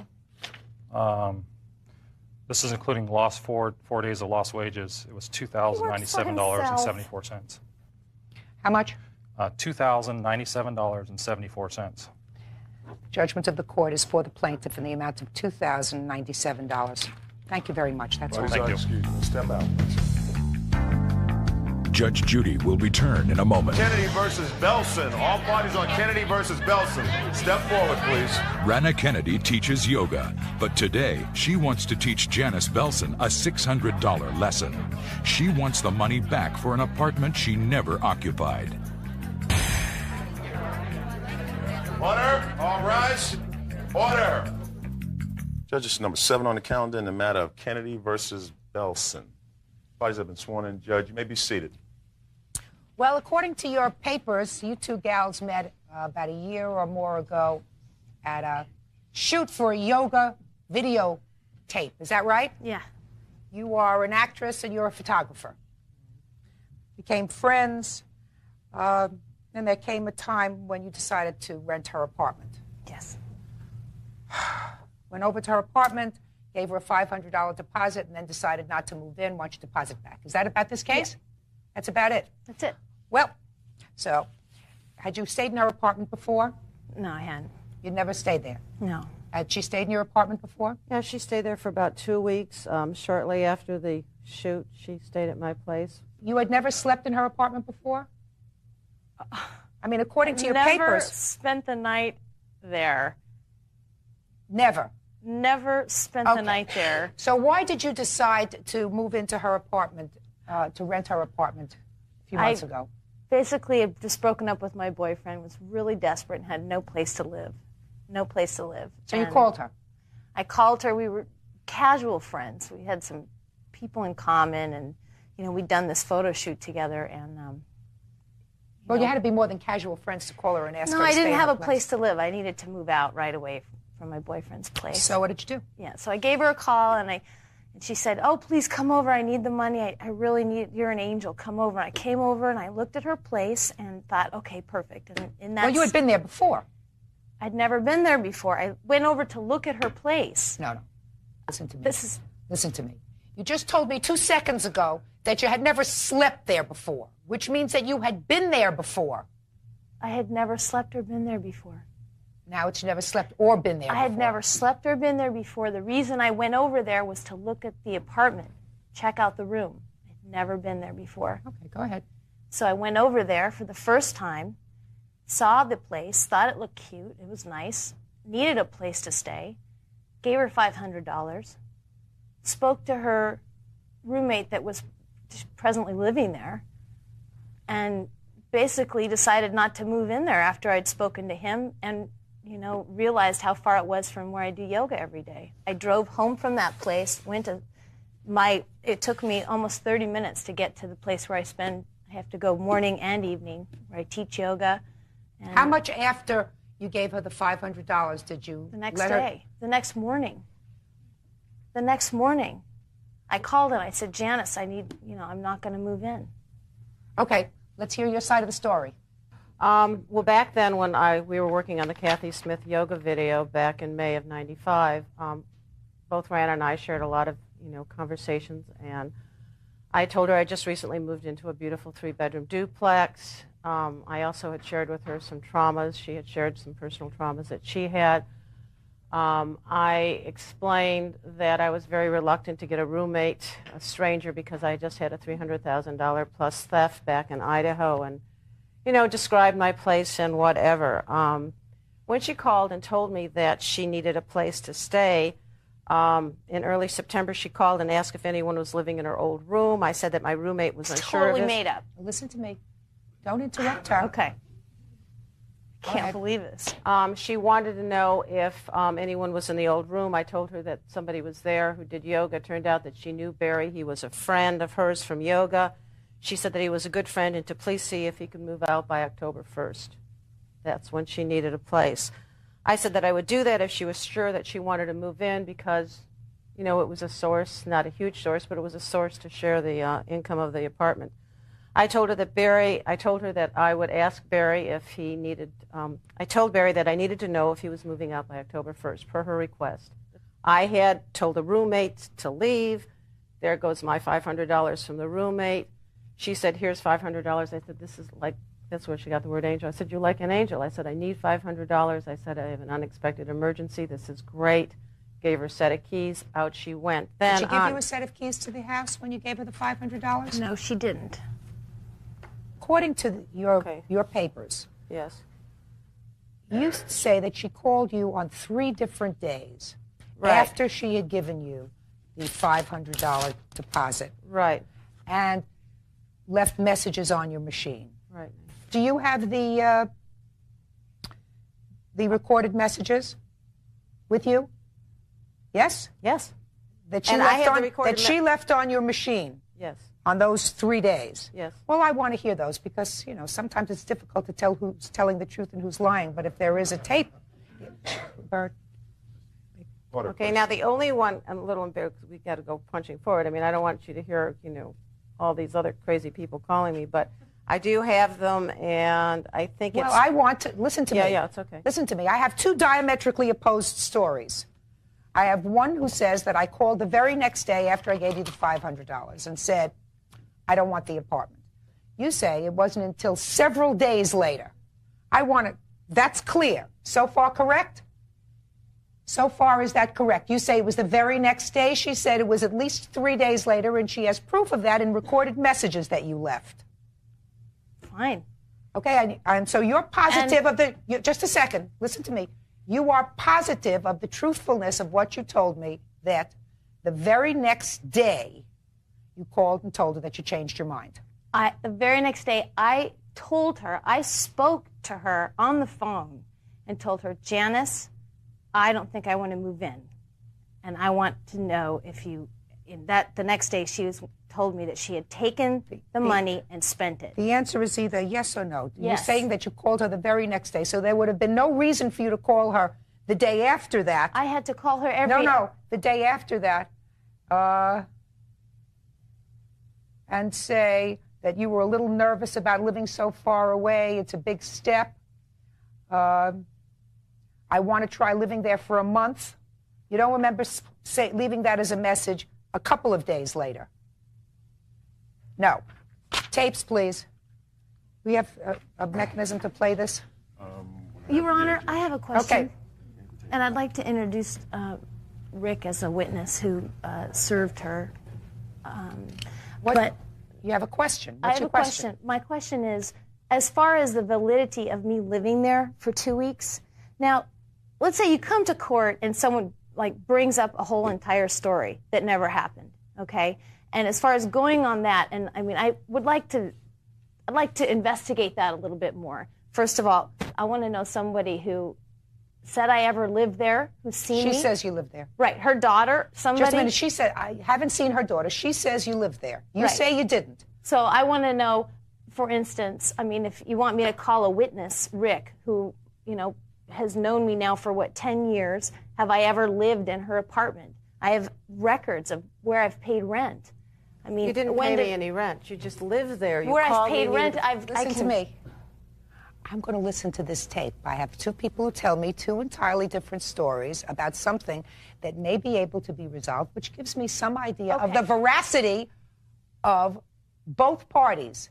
So, Your we Honor, get something? What? What I wanted to play the tape.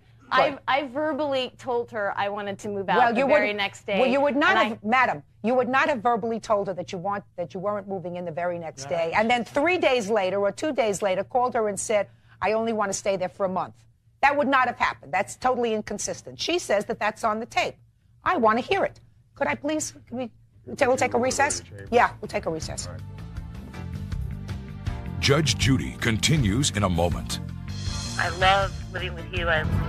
A yoga instructor bent out of shape because her landlady would not give her the deposit back.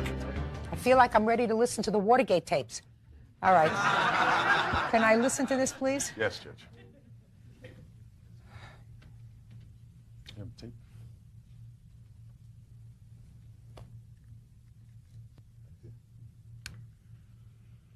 Janice. It's Rana. How you doing? It's 4:30, and I'm calling. Just wanted to talk to you, see what's going on. With Barry and stuff. I'll have to say I'm a little nervous about living so far away from everything that I know. It's like I feel like it's a big step. I go to yoga so much and work out here, and my bank, everything's here, and I want to try it out for a month. I don't want to, I don't want to lead you in any way. I have to see if it works with my lifestyle living there, I'm going to give it a try. I'm a little apprehensive. I'm getting, moving shock fear, whatever. I don't know. It's just so far away from everything that I do. I love living with you. I love your place, the whole thing, but it's just so far away from my trip. So just wanted to give you, let you know that, and please call me and let me know what Barry's deal is, and that has a lot to do with, my decision and stuff. I'm in there, but I need to be in there by the 1st, that, and I'm just a little nervous today, I guess. And I hope you're having a good day. I'll try and page you. Bye. Turn that on. Now, I will tell you now that is different from the story that you just told me a moment ago. Now, you have another message? Janice, it's Rana. I just tried to page you. I want you to know that I love you, and no matter what, I'm telling you, I'm just really not sure if I can live that far away from my scene, and I'm going to look at another place tomorrow. So I want you to wait before you spend my rent money, since it's only the 18th, September 18th, and I know you're in a place where you need money, and I just need you to give me a call and let me know that you got my message, okay? And otherwise, everything's fine. I'm just really, trying to ask and listen. And I wish you would move out to the beach and you and I could live together. And that might have to be an option if that place is too expensive for you. But anyway, sister, I really want to work this out. So give me a call. Well, you gave her the $500 on the 16th, according to... That was more like around the 12th or 13th. It was not. Well, let us assume it was the 16th. This tape was the 18th, so that's not the next day. That's so far 2 days later. Judge Judy continues in a moment. You're not supposed to fabricate. You may be an actress, but Fabricate what? You're not supposed to lie when you come to court in order to make your position stronger. Do you understand?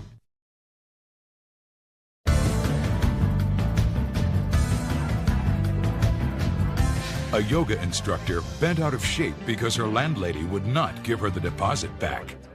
Now you have another message according to your answer from her that says, now I want my money back. You want to play that for me, please? Hi, Janice. It's Miranda calling. Hi. I got your message, and just so you know, me not moving in there has nothing to do with how great the place is and how close everything is. It's just not where I live. And as soon as I left your place, I realized how far it was, for me to get back. And so whatever you've done with the money, I understand you probably spent it, but you would have spent that on your rent anyway. And if I need it back, I need it back. You must get back to me. I'm getting, nervous about your last message. Please call me. Thanks. Bye. Now, Miss Kennedy, according to your complaint, you gave her this money not on the 16th, but on the 15th. And according to what I've just heard, your last message was probably sometime after the 18th. The only question in this case is whether you suffered any damages. any real damages. That's my view of the case. I mean, she came by, she gave you the $500. It was unsolicited. You did not say, in order to guarantee keeping the apartment, you have to give me $500 to hold it. She, in an unsolicited manner, which I gather is her style, because I gather from what she says, she doesn't realize that she does things that cause consequences. I mean, what you did caused consequences, Miss Kennedy. Other people got involved because you precipitously went out there and said, I love it, I love it, I love it, and I have to have it, and then went home and started festering about changing your mind. And a few days later, not the next day, but a few days later, you changed your mind. That's what happened, right? The next day, Madam, I gave her a message. I told her that there was some speculation on whether I was going to move in or not. That's different from what you just told me 10 minutes ago. 10 minutes ago, you told me you called her the next day and told her I'm not moving in. Don't you understand what you say? I mean, I have a very sharp mind. 10 minutes ago, you said I called and told her I wasn't moving in. Very next day. That was incorrect, right? In my mind, you're right. You're right. I didn't tell her exactly. It wasn't the next day. It was 2 days you were later. trying to soften the blow and give her a few days. Miss Kennedy, you're not supposed to fabricate. You may be an actress, but Fabricate what? You're not supposed to fabricate when you're in court. That means lie when you're in court. Do you understand? That doesn't mean that you're not entitled to your money. That just means that you're not supposed to lie when you come to court in order to make your position stronger. That's what I'm telling you. If you came here and told me the truth, you'd probably get your money. You came here, you fabricated a little bit, but your point is well taken. You're probably still going to get your money. But you're not supposed to come to court to lie. She's ready to rule. Stay tuned.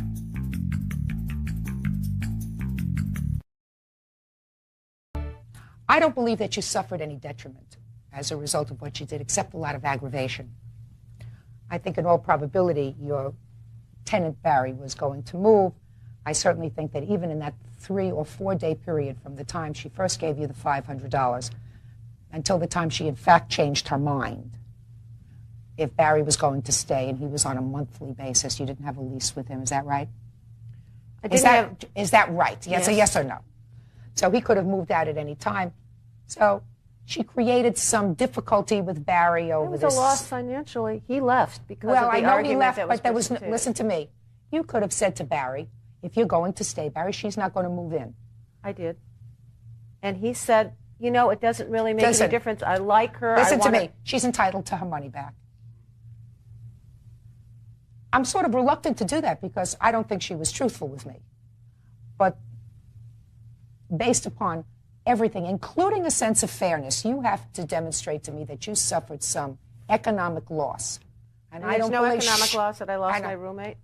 Well, if you lost your roommate, it had Barry to do moved something. out. Listen to me. If you lost your roommate, it wasn't because of the $500 deposit. You didn't tell him to move in order for her to move in. You, even according to your answer, just asked him if he was moving. You did not tell him to move. This was clearly I assume. Can I go back? No, you can't. Just pay attention. You have to demonstrate some loss. There wasn't a loss. Barry moved out. You evidently got into an argument with him over her. There's no question about that, but that doesn't mean that she's not entitled to her $500 back. And the judgment in this case is for the plaintiff in the amount of $500 with a lesson and a caveat. When you come into court, you can't act. You have to tell the truth. That's all.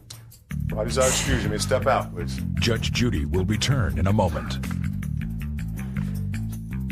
Step forward, please. Sherry Williams says when the Kentucky team scored, the whole bar erupted with joy. But James Graham went too far and broke her ribs. Order. All rise, please. Your Honor, this is number 30 on the calendar in the matter of Williams versus Graham. You may be seated. All right, Miss Williams, you tell me in your complaint that Mr. Graham broke your ribs. That's correct. And it was accidentally, but stupidly. Right. So you want to tell me how that happened? There's about 100 people at a Kentucky ball game at a local Houston bar that's the only place that would show the Kentucky game, and there was about 100 of Kentucky fans there, and it was the Syracuse game, and we were winning, and Jim had had too much to drink and came up behind me. True. Shh, sir, we don't shout out here. Came up behind me and grabbed me by my ribs, lifted me up off the ground and squeezed me. And I said, Jim, you broke my ribs. And he says, no, I haven't. I said, yes, you broke me my ribs. And he set me down real easy, and he started apologizing to me. And How did he exactly do that? Can you show me how he did that? Can I show on my husband? Sure. He came up behind me and grabbed me right here, lifted me up off the ground completely, and squeezed me. Kind of lifted her off the ground because Did she you was jumping. feel something at that moment? When he squeezed me, he was knocking the breath out of me, and then I felt like I heard something crack. I didn't feel anything. My arms were around her, yes. I didn't feel anything. She was talking to me right after that. Her breath was not going. Well, you did do that to her, correct? Yes, I did hug her, yes, but not maliciously, no. Okay, so let me hear your version of what happened here. Well, at the beginning of the basketball game, I obviously hadn't had too much to drink since I only had 3 beers the entire night. Yes, at least midway through the first half of the ball game, couldn't have been much later than that, yes, I did hug her as there was a score that happened. Everybody was jumping up and down. I have a letter to authenticate a tape. This is an engineer of a CBS affiliate in Houston that was there filming everything. They came at halftime. They were there from Did a film crew halftime. come at halftime? Do you remember seeing a film crew come at halftime? Yes, ma'am. Okay, because I don't take letters. So that's agreed that you have a tape Okay. that They was came at the halftime. second half Yes, ma'am. of the game. Okay. And it shows Sherry jumping up and down, cheering, Jim, this doing happened everything. like with 1 minute left in the ball game. Okay. You say this happened in the second half of the game? It was just like with very short few minutes left in the ball game. That's not true. And we were That is all not getting true, ma'am. excited. No, ma'am. Okay, just No, ma'am. you're telling me that this happened towards the end of the game. No, ma'am. I'm saying it happened during the first half. I have a tape that shows me at least 25 feet to 35 feet away from her during the second half of the game. Now I'd like to see the tape.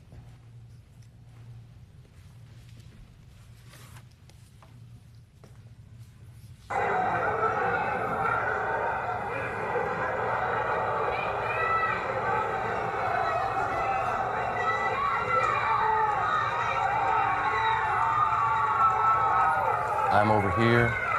This is Sherry right here. I'm over here again. Is that it? It keeps going, but that's one example of it's the second half. She's jumping up and down. I'd already hugged her. I'm way over here. See? No, she doesn't say you hugged There her is twice. no sir. way I could have jumped up and down with my ribs broken. You're right. Like I just did. I was jumping up and down like that when Jim came up behind me, Your Honor. I was over here, Okay. Sherry. I'm 30 feet away from you the Okay. entire second half. I never even talked to you the Mr. second Graham, half. Mr. Graham, step back. Okay, Mr. Williams, I'd like to hear what you have to say, sir. Yes, ma'am. Specific to Jim grabbing my wife and picking her up, I recall that it was at the about 2 minutes to go in the game. How do you know you weren't even sitting at Mr. this Graham. table? Ma'am, I was sitting about 10 feet away. I was sitting with a friend of mine over here, and Sherry was standing about 10 feet away with a group of people that were standing up there. And the time, or the point of time, was about 2 minutes because it was a point of time when it was evident that Kentucky had won the ball game. It was about a 10-point spread. And so at that point in time, the celebration started significantly. And I recall that Jim went over there. And it was so quick that I couldn't go just to my wife fast enough. I mean, it was very quick, and he dropped her, and then Sherry held her ribs and started crying and came back to me at that point in time. No, ma'am. And anyway, so specific to that, I recall it was about 2 minutes to go in the game. Is there? I don't know how you can Is sit there- here and lie like that Listen to and me. say no. Hey, are the last 2 minutes of the game on this tape? Yes, ma'am.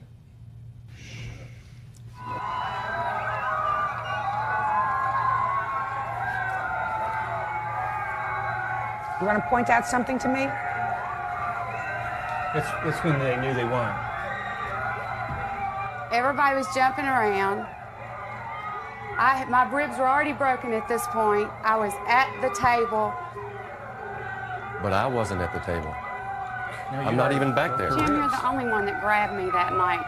You're exactly right, in the first half. And you had to go get somebody to get your husband and come back and say, Sherry, what's wrong? Tom never saw you. He most certainly did. Okay, turn it off. That's not true. Mr. Graham. Yes, ma'am. You just said something to me that's very interesting, sir. What's that? You said that when you picked her up, you had to go back and get your husband. You want to repeat what you just said when that was on? I did say when I picked her up, someone did have to go get her husband. He wasn't at that Someone table. had to go pick her husband. Finish your sentence. And come back to her. For what? And he said, Sherry, what's wrong? Good. Sherry, what's wrong connotes to me, sir, that something was wrong, that you heard. I mean, you just related that to me. So you know that something was wrong after you picked her up. Yes, ma'am. I haven't denied that. Okay. Very good. Yes, ma'am. Judge Judy will Sherry Williams says when the Kentucky team scored, the whole bar erupted with joy. But James Graham went too far and broke her ribs. Now, let's talk about some of these bills. Okay. What were your total medical bills? My total medical bills were $407.68. Now, you're suing him for $1,643.04. Why? Pain and suffering. Yeah. And what else? And the other was he had said that he would take care of a maid for me. I was unable to do anything that I normally would do at my house. He said that he would take care of someone coming in and cleaning my house, being that I had company. And I had 6 people staying in my house, and I was supposed to have been able to... Do you work outside of the house? No, ma'am, I don't. And what does your husband do? He is in an oil and gas research facility. He's a director. Mm-hmm. I didn't agree to pay Well, him. you have to understand, Ms. Williams, this was in fact an accident. Yes, it was. He didn't intentionally hurt you. That's right. You sure? I'm sure about that. I am too. And it's not even the kind of accident that I would say falls into the category of like an automobile accident. You were all out having a good time. He did a very foolish thing. Pain and suffering connotes some punitive damage that the court would impose. Punitive damage to say, you know, not only did you cause injury, but it's terrible that you did that. You were neglectful of your reasonable responsibility when you did that. The car was being driven too fast, or you didn't go out there and shove the snow out of your driveway purposefully. I think he just got sort of excited during the course of this game, as everybody else did. I saw a lot of other people being picked up and sort of tossed around and a lot of hugging and stuff. That was not a smart thing to do, but don't try to weasel out of it, sir. It was not a smart thing to do. You did, in fact, hurt her. And you were right to offer to pay the medical bills. You should pay the medical bills. You shouldn't have any out-of-pocket expenses. As far as cleaning your house is concerned, when something like that happens, he's got to pitch in. You know, right? I did. Good. So then you didn't need a maid. Husband is a maid for a day, or 2 days, or 3 days, whatever. So I am awarding you your medical bills, which are $407.68. You got to just learn how to be calmer. You know, jump up and down is fine, but don't pull anybody with you. At least I told you the truth. Well, eventually. Thank you. What is our excuse? Step out, please. And now, the next case. Party's on Edwards versus Lucid. Step forward, please. Pamela Edwards is suing her daughter's ex-fiancé over a credit card, but it's the stripper incident that really makes her blood boil. Mrs. Edwards, you say that your daughter, whose name is Tempo, was living with the defendant for about 4.5 years. That's is that correct. right? And Mrs. engaged to be Tempo? married. Yes. And during that time, you gave your daughter, who you say is disabled, a credit card. Yes. For her own use for emergencies. Yes. And that the defendant used it at times for his own purposes, and in addition, you made him some loans. Correct. And the loans and the credit cards came to $1,884. Correct. And then Mr. Lucid found someone new. Found someone new. Yes.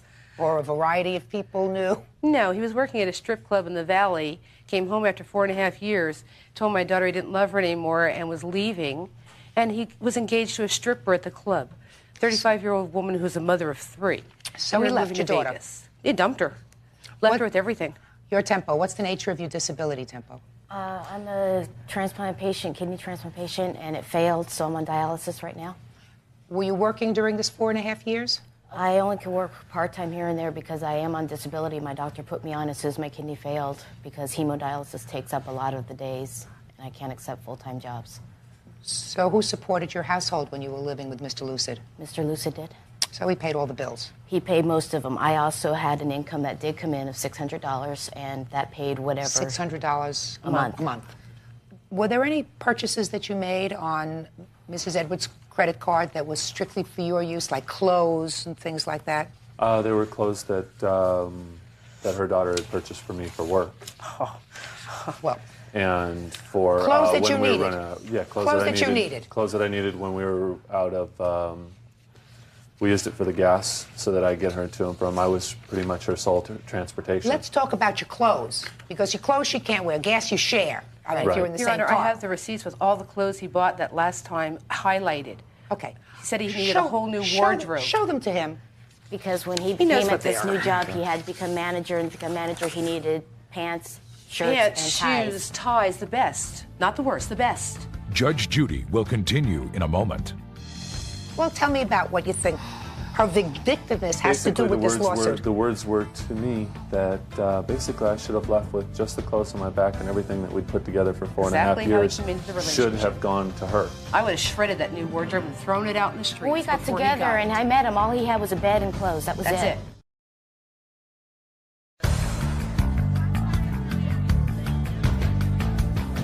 Pamela Edwards is suing her daughter's ex-fiancé over a credit card, but it's the stripper incident that really makes her blood boil. Listen, Mr. Edwards, just look at the clothes. Okay. They're all your clothes. You don't expect Miss Edwards to buy you clothes, right? No. Okay, so you owe her that money. Did you pay her back for that, for the clothes? No, at that particular moment I had not. Well, let's talk I about had this not. moment. At this moment, no. Okay, so you owe her for the clothes. What's the total bill for the clothes? $833. Now, there was also a loan that you made to him. Correct. You say, a loan of $600? It's for a bowling contract. Okay. Tell me about that. I have the contract here if you'd like to view it. Did you borrow the money, Mr. Lucid? In correction, her and I both borrowed the money. I was willing to. Who was bowling? I was. And Mr. his Lucid, signature. Put it down. I only have to look at that if he says that he Okay, doesn't. but only his signature, not hers. He's not. Your daughter isn't a bowler. Right. He's a bowler, and she's not wearing his suits. So these things are just for him. Right? Correct. All right, so that's $600. How much of that did you pay back? That wasn't under my direct control. All I did was she controlled the money. I gave Paid her one my payment of $50. I sent my checks and signed my checks, and she put them in her bank account. All right. The question is, Mr. Lucid, you seem to say in your answer that the reason that Miss Edwards is doing this is because she's being vindictive. Mm-hmm.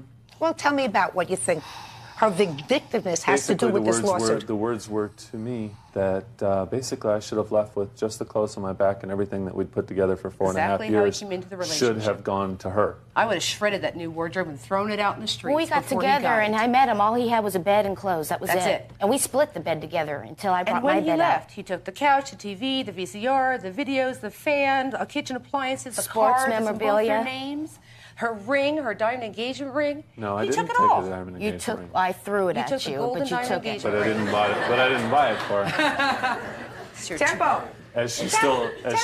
still has Sounds to me a as if you could have 1500. still had at least the ring. She still has one. She still has one. She's ready to rule. Stay tuned. Miss Edwards, why don't you help your daughter get over it instead of making her feel more insecure about her ability to have a relationship. I would like think to that teach her how these guys screw her. You don't have to And teach I'd her. like Tempo to sounds sue him for all the money that he still owes her. This is just my debt. Miss Edwards, the only way to start fresh and to start getting over a bad relationship, whether it be a marriage or an engagement or just a relationship, is to put a period. This will put a period between he and I. It should hopefully put a period between this side and that side. Well, more bills are coming in, Your Honor, every week. and Miss he says he's Edwards, not paying listen to anything. me. You love your daughter? Yes, I do. Very Get much. over it.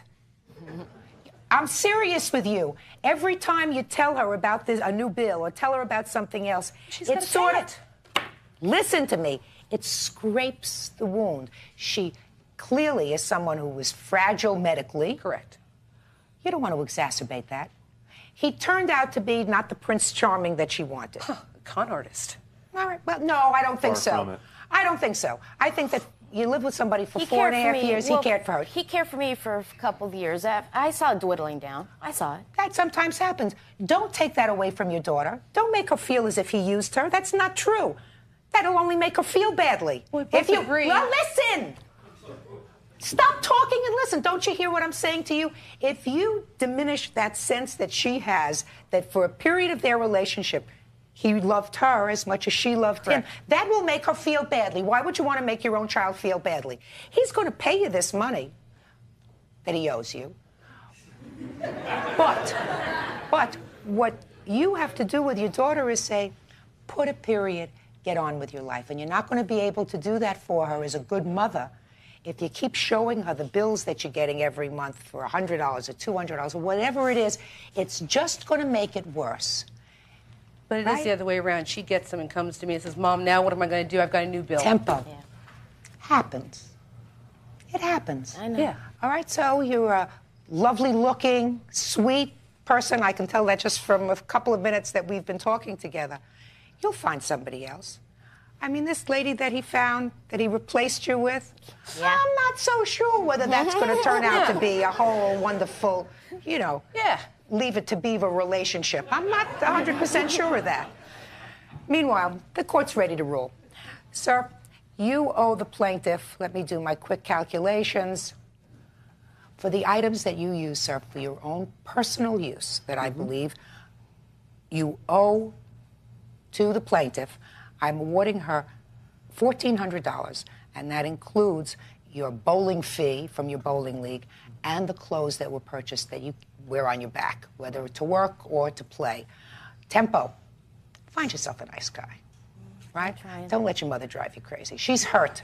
She's hurt because she's hurt because you're hurt. She's good at testing him. She told me she didn't like him in the beginning. I should have listened to her. Well, listen, my mother didn't like my first husband either. Have a good day.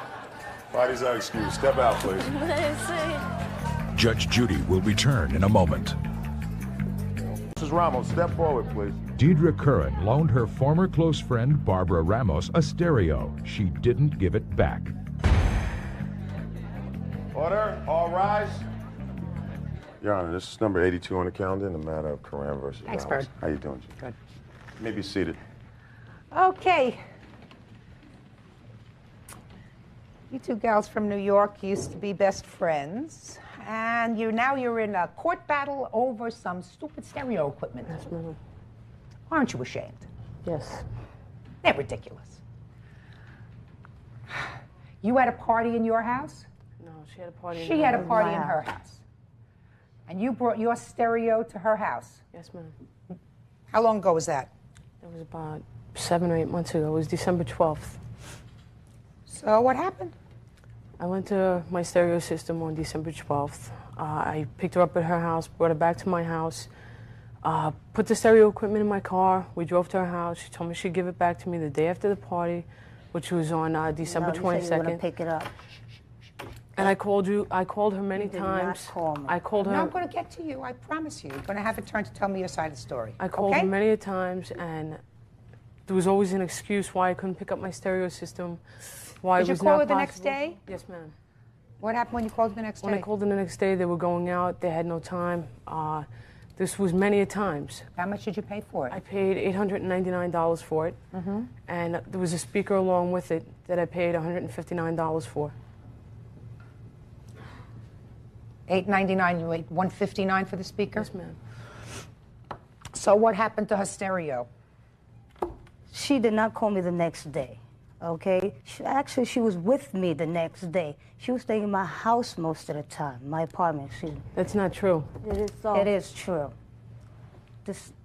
We don't need anything from the peanut gallery yet. I'm listening to her. All right? Go ahead. Okay, she never called to pick up a stereo. We were still talking 2 months before we stopped talking, okay? You stopped talking over the stereo? No, some other problem that happened. She What talks too much, okay? She talks too much. So you stopped talking over some gossip? Yes. So after you stopped talking after 2 months, then what happened with the stereo? She never called. She was supposed to be going away. This is what she told. This is what I heard. She was supposed to be going away. Okay? Where's her stereo? Her stereo, okay. Look, watch my eyes. Okay. Where's the stereo? Stereo? I no longer possess it. It's gone. It's I gone had no where? room for it in my apartment. Okay, she should have picked up a stereo if she wanted. Your Honor, Where did you? I had to throw it out. It was no longer working. I had no room in my apartment to keep it. I told her this. When did you tell her that? When she called, at the ending of August. She never called me to find out. After you had already gotten rid of it? Yes. So you already got rid of it? It was already 8 months in my apartment. My question is, when she called you... Yes, I did. I got rid of it. You had already gotten rid of it, and that was the point that you said, I don't have any room in my apartment for it. I told her I didn't have any room. I got rid of it. I told her it wasn't working. It already broke. It already had broke. I already had threw it out when she called. Your Honor, they told me that they destroyed the stereo. They had a fight and they destroyed my stereo system. We did not destroy your stereo. Then she said after 30 days of it being... Excuse me. She said after 30 days of it being in my... Miss Ramos, Miss Ramos. Yes. She said after 30 days of it being in my possession, it belongs to me. Well, she must be... Where'd you go to law school? I called her, Your Honor, I told her all the time. Where'd you go to law school? Didn't. So what makes you think that after 30 days in your possession it becomes yours? I didn't say 30 days. This is my witness over here. A witness to what? She received a call. Some man called my house claiming that it was her brother, okay? Threatened to come to the house and pick it up. She told him to tell her to, call so she could come pick up the stereo. She never called. Okay, she wanted her stereo. She could have picked it up. She knew my address. Miss Ramos, this was an expensive stereo. How long were you two friends? It was so expensive. Why did you pick it up? How long were you two friends? How long had you? 12 years. 12 years. You did a lot of things together. You had parties together. Come on. Over a piece of stereo equipment. I just have the sense that this has more to do with the gossip and the fight that you had than it has to do with the stereo. What do you think? Were you angry? Who was gossiping about whom? This one. She was gossiping about you? Yes. I wasn't gossiping, Your Honor. Her girlfriend asked me a question, and I said yes. Her girlfriend already caught her cheating on her. She already caught her cheating on her. We were friends for 12 years. You met her, what, 2 years ago? Come on, I trusted you. Listen, that's what this is about. This isn't about, well, you sort of left it there. It's about you got angry because she said something bad about you. But did I say anything to your girlfriend about you cheating on her? I never cheated on her. That's the thing. No? I have a solid relationship. Ladies, with listen her to sister. How are you going to tell me it happened in my apartment? Miss Ramos. Miss Ramos. This is a nice one. Get it out now. This is a courtroom. I'm sorry. But at least we got down to the bottom of what this is all about. This is not about, the stereo that she had in her apartment for a few months. This is about being angry, Miss Ramos. Now, how did this stereo system get broken? She was there. This is my witness, Elizabeth. Well, she's been dying to talk to me now for the last 5 minutes, right? So I'm going to let her come up here. Come up here. She was there when it broke. What happened? First, tell me your name. Elizabeth Mendez. Miss Mendez. Do you two people live in an apartment together, or are you just friends? We live. Yes. We live together. No longer live At the time we lived together. Not At the anymore. time that the stereo broke, you were living together. Yes. Let me hear what It was happened. in my apartment. It was on top of a crate. I had kids come over. They were playing, running around. They tilted over. It fell. It broke. I tried. She called. She had a man calling my house, claiming it was her brother, threatened me twice, 3 times. She never bothered calling. I told them, if she's your sister, tell her to call me, and I would be gladly to give it to you. But I'm not letting nobody come into my house and take something without me knowing him. Let's say the stereo broke. Where are the speakers? There was no room. Where are the speakers? I threw them out too. It's been eight, 9 months that she has not claimed. I tried She to saw us call in a them. club. They disconnected She their saw us number. in a club, and she really They wanted disconnected her their stereo. beeper She number. could have came. They disconnected She all the talking before numbers. she I was. called Barbara's mother, and she said she no longer lives there. I tried numerous times to get my stereo system back, and they made it impossible for me to get it back. You paid $1,058 between the stereo and the speakers. You have a bill for that? Yes. May I have it, please?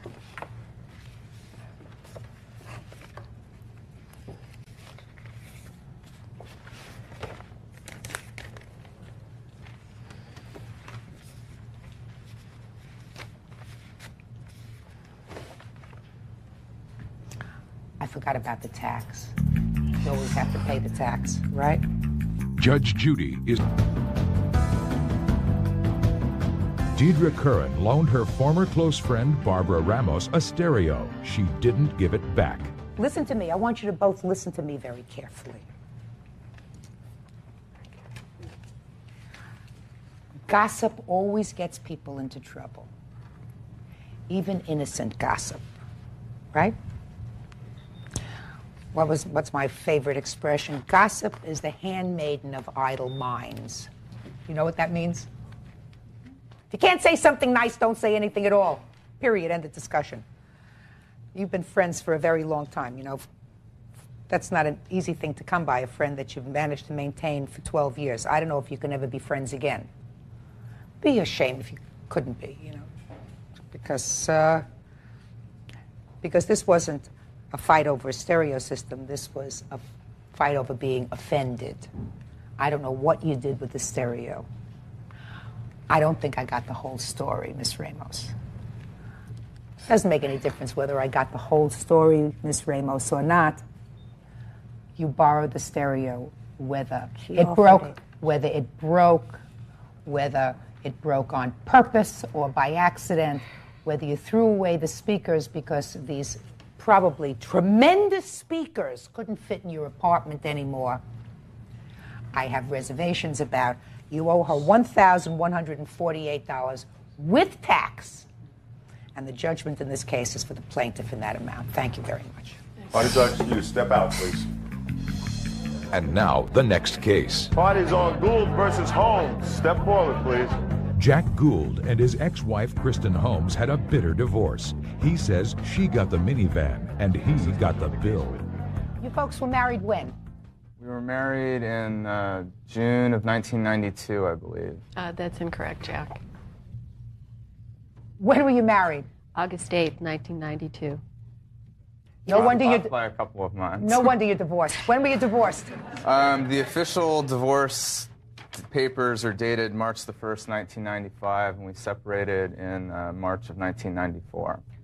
Okay, now your lawsuit, if I understand it correctly, is about a minivan That's true. that the defendant got as a result of the divorce settlement? That is true. All right, so tell me about it, sir. Well, when we were married, the defendant, my ex-wife, was extremely interested in leasing a minivan. That's not true. At the time, I did not feel that we could afford it, but she had her heart set on it, so I agreed. You know, marriages are made of compromise. So you leased the van? We leased the van. For how long? The van was leased on December 1st, 1992, and I believe it was a 2-year lease. I have a copy of the lease here. Okay. Yes, it was. We separated in March of 1994 and I filed for divorce somewhere in that time. I don't know the exact date. Who got custody of the minivan in March of 94? The defendant. Is that correct? Yes, it is. Okay. Go. Okay. After our bitter squabble over nickels and the divorce agreement, we signed, the judgment here, and there's a specific provision that deals with the minivan in the divorce settlement. Which says what? Which says that the defendant takes sole use, custody, and possession and control of the 1992 Ford Aerostar van, that she's ordered to pay for and maintain the present lease obligations of the van, and Notice it says present. And that it says that it's supposed to be transferred to her name only as soon as practical forthwith. The respondent is ordered to indemnify and hold the petitioner, who is myself, harmless and render him a defense from any obligation arising from or in connection with the use of the vehicle. Okay, so she got the van, and she was supposed to take care of all the expenses on the van. That's right. What that says. Mm-hmm. Judge Judy will continue in a moment. Jack Gould and his ex-wife Kristen Holmes had a bitter divorce. He says she got the minivan and he got the bill. So what happened? Well, unbeknownst to me, in about October of 1994, she stopped making payments on the van. Mm-hmm. I found this out in May of this year when I was hit with this summons from the Ford Motor Credit Company. First off, I made all the payments but one. Go ahead. They were suing the defendant and myself for $2,400. It says in those papers that she stopped making the payments, that they repossessed the van and sold it at a loss. I was totally in the dark about all of this. Ms. Holmes, did they repossess the van? Yes, they did. Okay, go ahead. And then I was hit with the summons. I mistakenly believed that the divorce agreement held me damageless from that. I found out to my utter dismay that As between you and the Ford Motor Company? Exactly. Right. So I responded to their summons, and then I started negotiating with the law firm representing them, and I have all the letters here. They wanted me to pay the entire $2,400 and change. I negotiated with them and, settled for $1,200, which I paid them in one lump sum. And I have letters here confirming that. I have also a letter here that they dropped, the thing against me.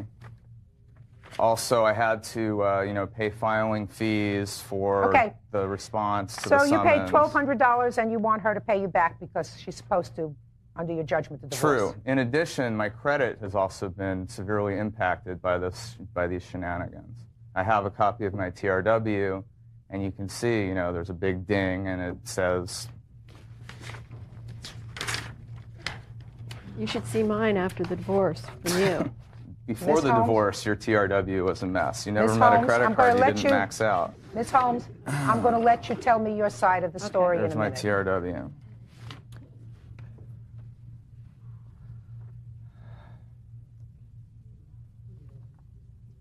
I've been trying to... Could you just wait 1 second, Certainly. please? Thank you.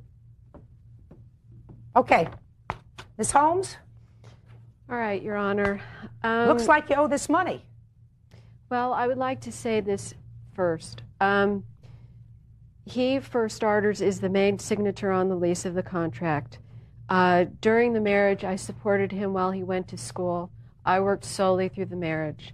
During this time, we leased the minivan because he is a musician and because he could take his equipment to rehearsals and on tour.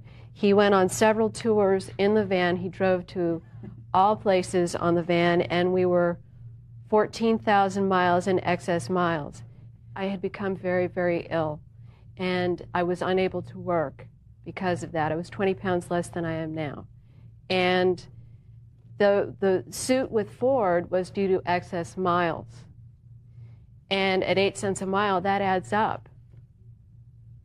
And so when he sent me the letter stating that he had paid for that, after the fact that I had supported him through the entire marriage, that I had supplied him with 3 cars, that I thought for him to pay a small amount for the excess mileage, which I did not incur on the vehicle, which was prior to the divorce. It says all present, it doesn't say prior. And that was all, you know, that was basically what happened. And I have witnesses to that he went on tour in that van. Assuming that he went on tour with the van. You don't deny that you went on tour with the van? In that particular van, I took it to San Francisco and back on maybe 1 or 2 occasions. So you took it to San Francisco and back. This is not what she's talking about. It's a misrepresentation. It really is not particularly relevant because you were both represented by attorneys at your divorce. Is that correct? Yes. Very true. And the agreement that you both signed, which was made part of the judgment of divorce, did not take into consideration, did not specify that he was still going to be responsible for excess miles.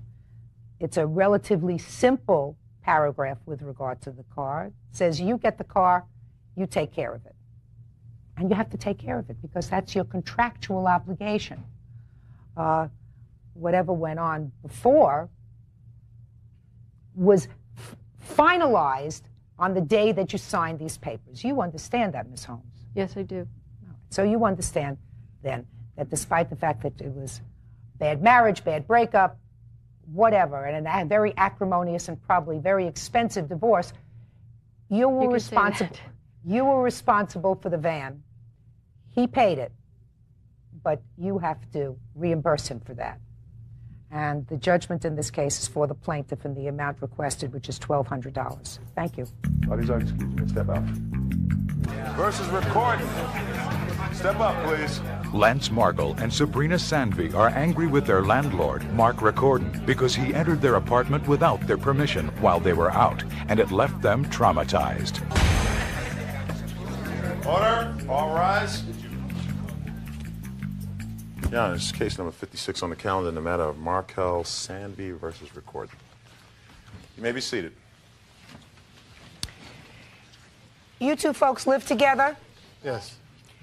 And this gentleman is your landlord or the manager of the apartment building where you live? I guess this is my first time seeing him. Yes. Are you the landlord, sir? Yes. You're the landlord. You're suing the landlord for $5,000? Why don't you tell me why? Okay, I came home in the afternoon, and I saw 3 people leaving the house, and... You mean your apartment? My apartment. And I didn't know who they were. I knew who one of them was, the manager. It's this woman, lives in the building. And I didn't know these other 2 gentlemen. And one of them shook my hand. And one of them was this man right here? Yes, this gentleman and the other gentleman sitting down. You? Yes. The gentleman sitting down introduced himself. This gentleman sort of left down the stairs. They were, I guess, leaving or something. And he said we went into the apartment to look at something. So I didn't really think about it, you know. And then I went home. And about 10 minutes later, I sort of didn't feel good about the fact that these 3 people were in my house. It didn't hit me right away, but then it did. All right. Why did you go into the apartment? So you seem to acknowledge you went into the apartment. Yeah, I went into the apartment. My partner was out here from Texas, and we had remodeled the building, and he had not seen the building. So we were another part of LA, so let's go over and take a look at it because we had to fly him out of there. So I brought him up. We went up and knocked on the door. Nobody was there. It was myself and my partner and the manager. And I asked her to go ahead and open it up. I want to show him the unit. That unit was, he had seen the unit when we bought the building, and it was a serious rat's nest. And I wanted to show him how nice it had been improved and so on. I've been telling him about it, but he hadn't seen it. So we opened it up, and the manager opened it up for us. We walked around. I showed him what we had done, showed him the work on the floor and the paint and so on and so on. And we turned around and we left, and we started walking down the stairs. And that's when we ran into this gentleman. And we told him what we had just done. And we told him that we had just opened up the place and we wanted to show it because he was on it. Told him the whole story that I just gave you. And he just kind of shrugged his shoulders and walked up, and that was it. Well, about a month, maybe a month and a half later, I get a $5,000 lawsuit from me in the court that we wanted to sue me for $5,000 because of some type of damages that he's received by me going into his unit. Point of clarification, he said that he had seen us coming out of this rental unit, which is not the case. We had already been in and had left the unit and saw him as he was coming up the stairs. We volunteered the fact, Judge, that we were in the unit. I apologized. Like he said, I introduced myself. I said, we're very sorry. I'm in a very tight time frame. We wanted to take a look at the unit because we're thinking about improving some others along these lines. You know, again, we're very, very sorry that we did this. And it was just passed off like anything that would happen a million times a day to you. And we get sued. You're supposed to. Listen to me. Don't speak to him. You want to speak to me? I'm sorry. Sorry about that. I mean, that sounds great and that sounds really nice, but there was also a time when we had a notice saying that you would be coming by to look at the buildings for inspection. And we had a 24-hour notice. This time, what is this? You can't. Yeah, great. He wants to show him it, and that's wonderful. We would have said yes in a heartbeat. Come in and take a look. I have no problem with that. But I could clean up. I could put my dishes away. It's like if you have guests coming, you don't. Let me explain something to you. You're absolutely right. And I think in your answer, you acknowledge that it was the wrong thing to do to go into the apartment. Right? Absolutely. Now I want to find out from you. So they were mistaken. Right. To go into your apartment. Now, what I'm curious about, however, is this $5,000 lawsuit because they went in for, let's say, 5 minutes. You're not accusing them of taking anything, right? Right. You're not accusing them of disturbing anything, correct? No. Physically. You are accusing them of invading the privacy of your unit by going in without giving you appropriate 24-hour notice. Now, you tell me why that's worth $5,000. The reason it's $5,000 is because that's the maximum in small claims, and I believe that it deserves the maximum amount. amount. We don't have a lot of money for a big lawyer, and this was... Well, why not $3,000? I'll tell you why, because the rest of the rent for the 11 months of the lease was more than $6,000, and in my feeling, I now lay in my bed, and I hear sounds in the hallways. You don't know this. I was stalked once, had someone know where I lived that shouldn't have known, and now I'm in a new apartment in Los Angeles. And I actually have the feeling when I'm in my room, if I hear a noise in the hall, I don't just blow it off as someone in the hallway. I now seriously go, and I think that someone's coming in. She's not relaxed if I'm not home. The fact that she's not relaxed, sir, has nothing to do with the fact that they went into your apartment. Yes, it does. No, it doesn't. May have been because she was stalked at one point I don't in think her so. life. Have you ever come home and seen two strangers? I've never seen them. Just a second. You didn't see them, madam. I know. You didn't see them. But knowing that, I don't have to see them to know that, you know what? But in a sense... Someone was walking out of my apartment. Judge Judy will continue in a moment. Envy are angry with their landlord, Mark Ricordan, because he entered their apartment without their permission while they were out, and it left them traumatized. Now, I, Sabrina, do not believe you were injured 1 second as a result of what they did. It may sound good to you. It may have sounded good when you put it down on the complaint that you can't sleep at night, you toss and turn, you think that people are going to come into your apartment. That is a lot of, who shot John? Great, I can't put you there. But so you know what? Now, tell I'm me. not lying. Now, tell Miss Judge now, Judy. Now, tell me, That's kind sir. of rude What to is tell me their I'm rent? lying. What is their? Yes, you are. What is their rent for a month? Their rent is what? What is it? $550. $550 a month. I am not lying. You Judgment can't is tell me for that. the plaintiff. Judgment is for the plaintiff. The amount of 1 month's rent. Your 5-minute visit, sir, just cost you a month's rent. $550. That's all. Oh, there's no excuse. Step out, please. I can't change my locks now either. Without giving Anna a key. No, that's And I don't want anyone to have a key. Well, you know what? I'm going to change them. And you'll have to take me to court now to get a copy of that key. All right?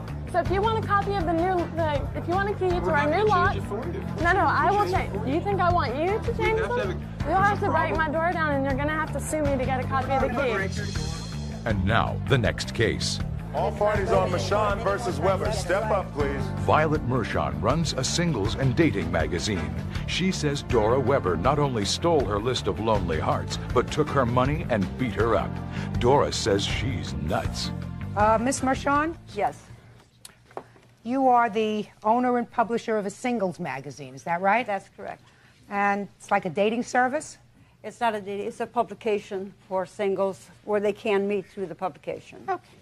And your complaint says that the defendant, Ms. Weber, did a lot of things. You said she stole your property. She said she stole your money. She stole your client list. She started a rival publication. And she assaulted you. That's true. Okay, Miss Weber, I've read your answer. And you deny any wrongdoing, any theft. Absolutely. And you say that plaintiff is just plain a little crazy. I think she's psychopathic or sociopathic. I don't know the difference, but at any rate, she has no conscience and she's a total liar. Who are you, sir? I'm just a witness for Ms. Mershon. Why don't you have a seat, sir? Thank you. If we need you, we'll call you. Would you tell me something about this publication, how long you've been in the business and what the publication did and what it hoped to do? The National Singles Register has been publishing for over 26 years, nearly 27 years. We're the most respected singles publication in the business. And you've owned it for all of that time? I have owned it for all that time. I recently moved over to Anaheim. I was introduced to Ms. Weber. My equipment is 20 years old. Nobody typesets anymore. We do it. Everybody's doing it on computer. So what happened? So I hired Ms. Weber to do my paper on the computer. After just a month or so, I realized she was stealing money from me, which I have as an exhibit here. She has a business called the Mailbox Place. I was using her fax machine, and here's an exhibit here where one of my customers from Australia faxed in her ad for $206.89. And she sent me the bill where the money went into the Mailbox Place, not National Singles Register. May I see that, please? And I'd like to see it as well if I And could. also... before you show it to me, would you show it to the defendant? The letter also that Dora Weber wrote to the lady in Australia. Even in here, she admits that Miss Mershon never saw the fax. Okay, just show her, very the nasty exhibit. letter she wrote Show back the to my exhibit. All right. customer. Is that the money that you're complaining about? That's part of the money. Where was the rest of the money? The rest of the money is her stealing my customers. All right, we're going to deal with the customers in a minute. Is Okay. that the money, that 200 and some odd dollars, is that the money that you're complaining about? That is all that I know about because the faxes were going into her office. If that's all that you know about, that's all I'm That's interested all that in. I know about at Okay, this now let's time. talk about this customer list that you say she stole. All right, she came into my, after I accused her, I confronted her with the letter that she wrote to my customer, and I told her I knew she was stealing from me. She came into my office. She said, prove it, that I'm stealing your money. I said, the lady from Australia. With that, she went bonkers. She ran over, she pushed me against my desk, ran around to my computer, erased, she is very good on a computer, very good. So what did she do? She went into my computer and started erasing all the names. I didn't know what she was doing. Can I see that magazine while we're talking, please? And Yes. the exhibit. Okay. Then, as she went through my computer and I tried to stop her, she knocked me to the floor. I tried to disconnect the computer. She bent my finger all the way back to this day, 2 months later. It's still swelled. Your Honor, she is lying. I am All of it. lying. These are the photographs of the injuries that I sustained. Show them to the defendant, please. Thank you. Excuse me, what's the date on this? When was that photograph taken? That photograph was taken approximately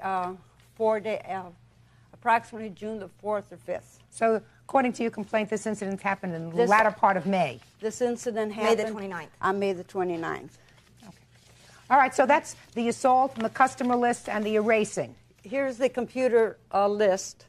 This is what came out of the computer after she finished typing into it. The computer went zit, or the printer went zit zit, and she said, "Done," and she started laughing at me. This is where it came out of the computer.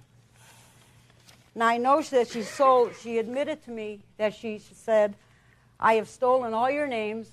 I've sold them to all the porno publications." When did she say that to you? On May the 29th, just prior to running to the computer and erasing all my names. You say that she admitted to you that she stole all your client lists? Yes. She said, I sold them to porno and competing publications. Now I've got the money to go into my own business, and you're done, lady. Oh, she didn't call me a lady. Judge Judy will continue in a moment. Sean runs a singles and dating magazine. She says Dora Weber not only stole her list of lonely hearts, but took her money and beat her up. Dora says she's nuts. You want to tell me what happened on that? Yes, ma'am. On that day in May? Absolutely.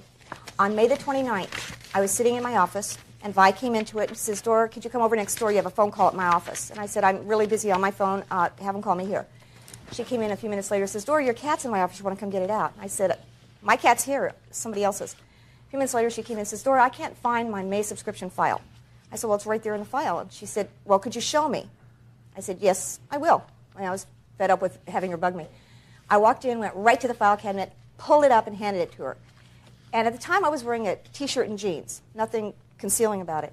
She said, well, you just brought that in here. You stole it from my office. I said, no, I didn't. It was here all the time. She said, well, you've erased it off my computer. It's not on my computer. So it was Friday, the last time I saw it, and she said, show me. I walked over to the computer. I bent over the computer and started to type to try to get the subscription file up. And the very next thing I knew, she had hit me on the back of the head with something that I later learned was either the phone or the telephone receiver. I turned around to catch her, and she clawed me, she bit me, she ripped hair off my head, she ripped my shirt completely off my body. I was standing there half naked, screaming at the top of her lungs. And, Your Honor, I just kept thinking, if I hit her, I'll kill her. Laura, you did a pretty good job on hitting me. I'm 64 years old.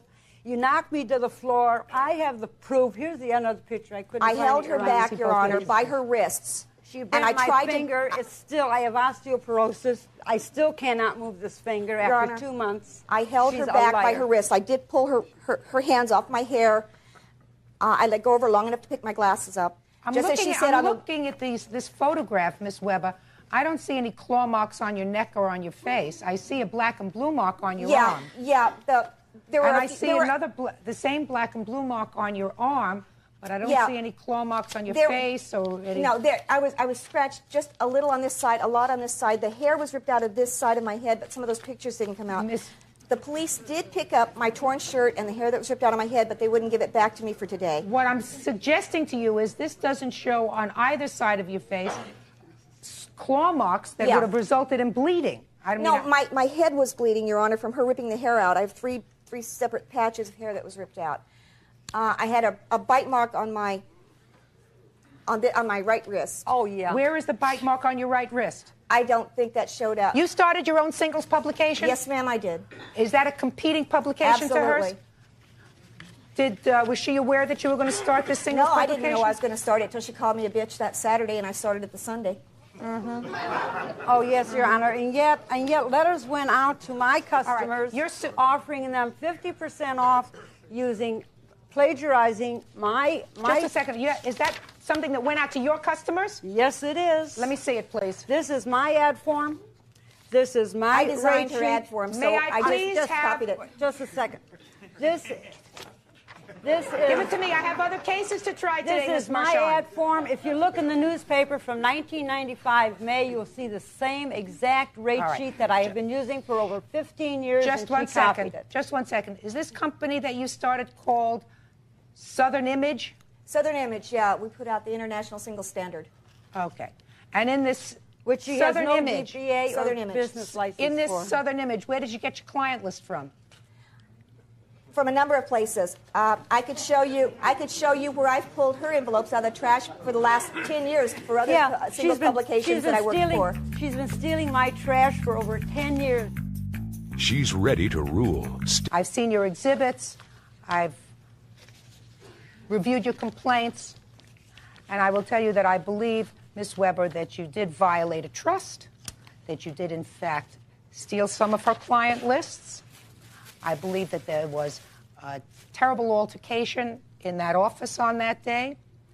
I believe that in all probability you were both injured at that melee, unfortunately, that occurred. You know, you're dealing with someone who was quite a bit your senior. I don't know what the damages I can assess for that assault are, but I do know, based upon these two bits of evidence and your acknowledgement, that you did, in fact, steal her client lists, whether you took them from her trash or whether you took them from her desk. You stole her livelihood and then went into a competing business. Now, how we estimate the damage of that, since she is still publishing her register and with a history of over 20 years, I assume it's going to be 27 years. Going to be continued for a long time, I hope. So I have to assess some sort of a damage, which I absolutely intend to do. And the damage that I assess for stealing her property is $2,500. Yes, ma'am. And I do believe that this $206 was, in fact, taken. Certainly didn't go to the plaintiff. I believe her when she says it didn't go to her, and I believe that you had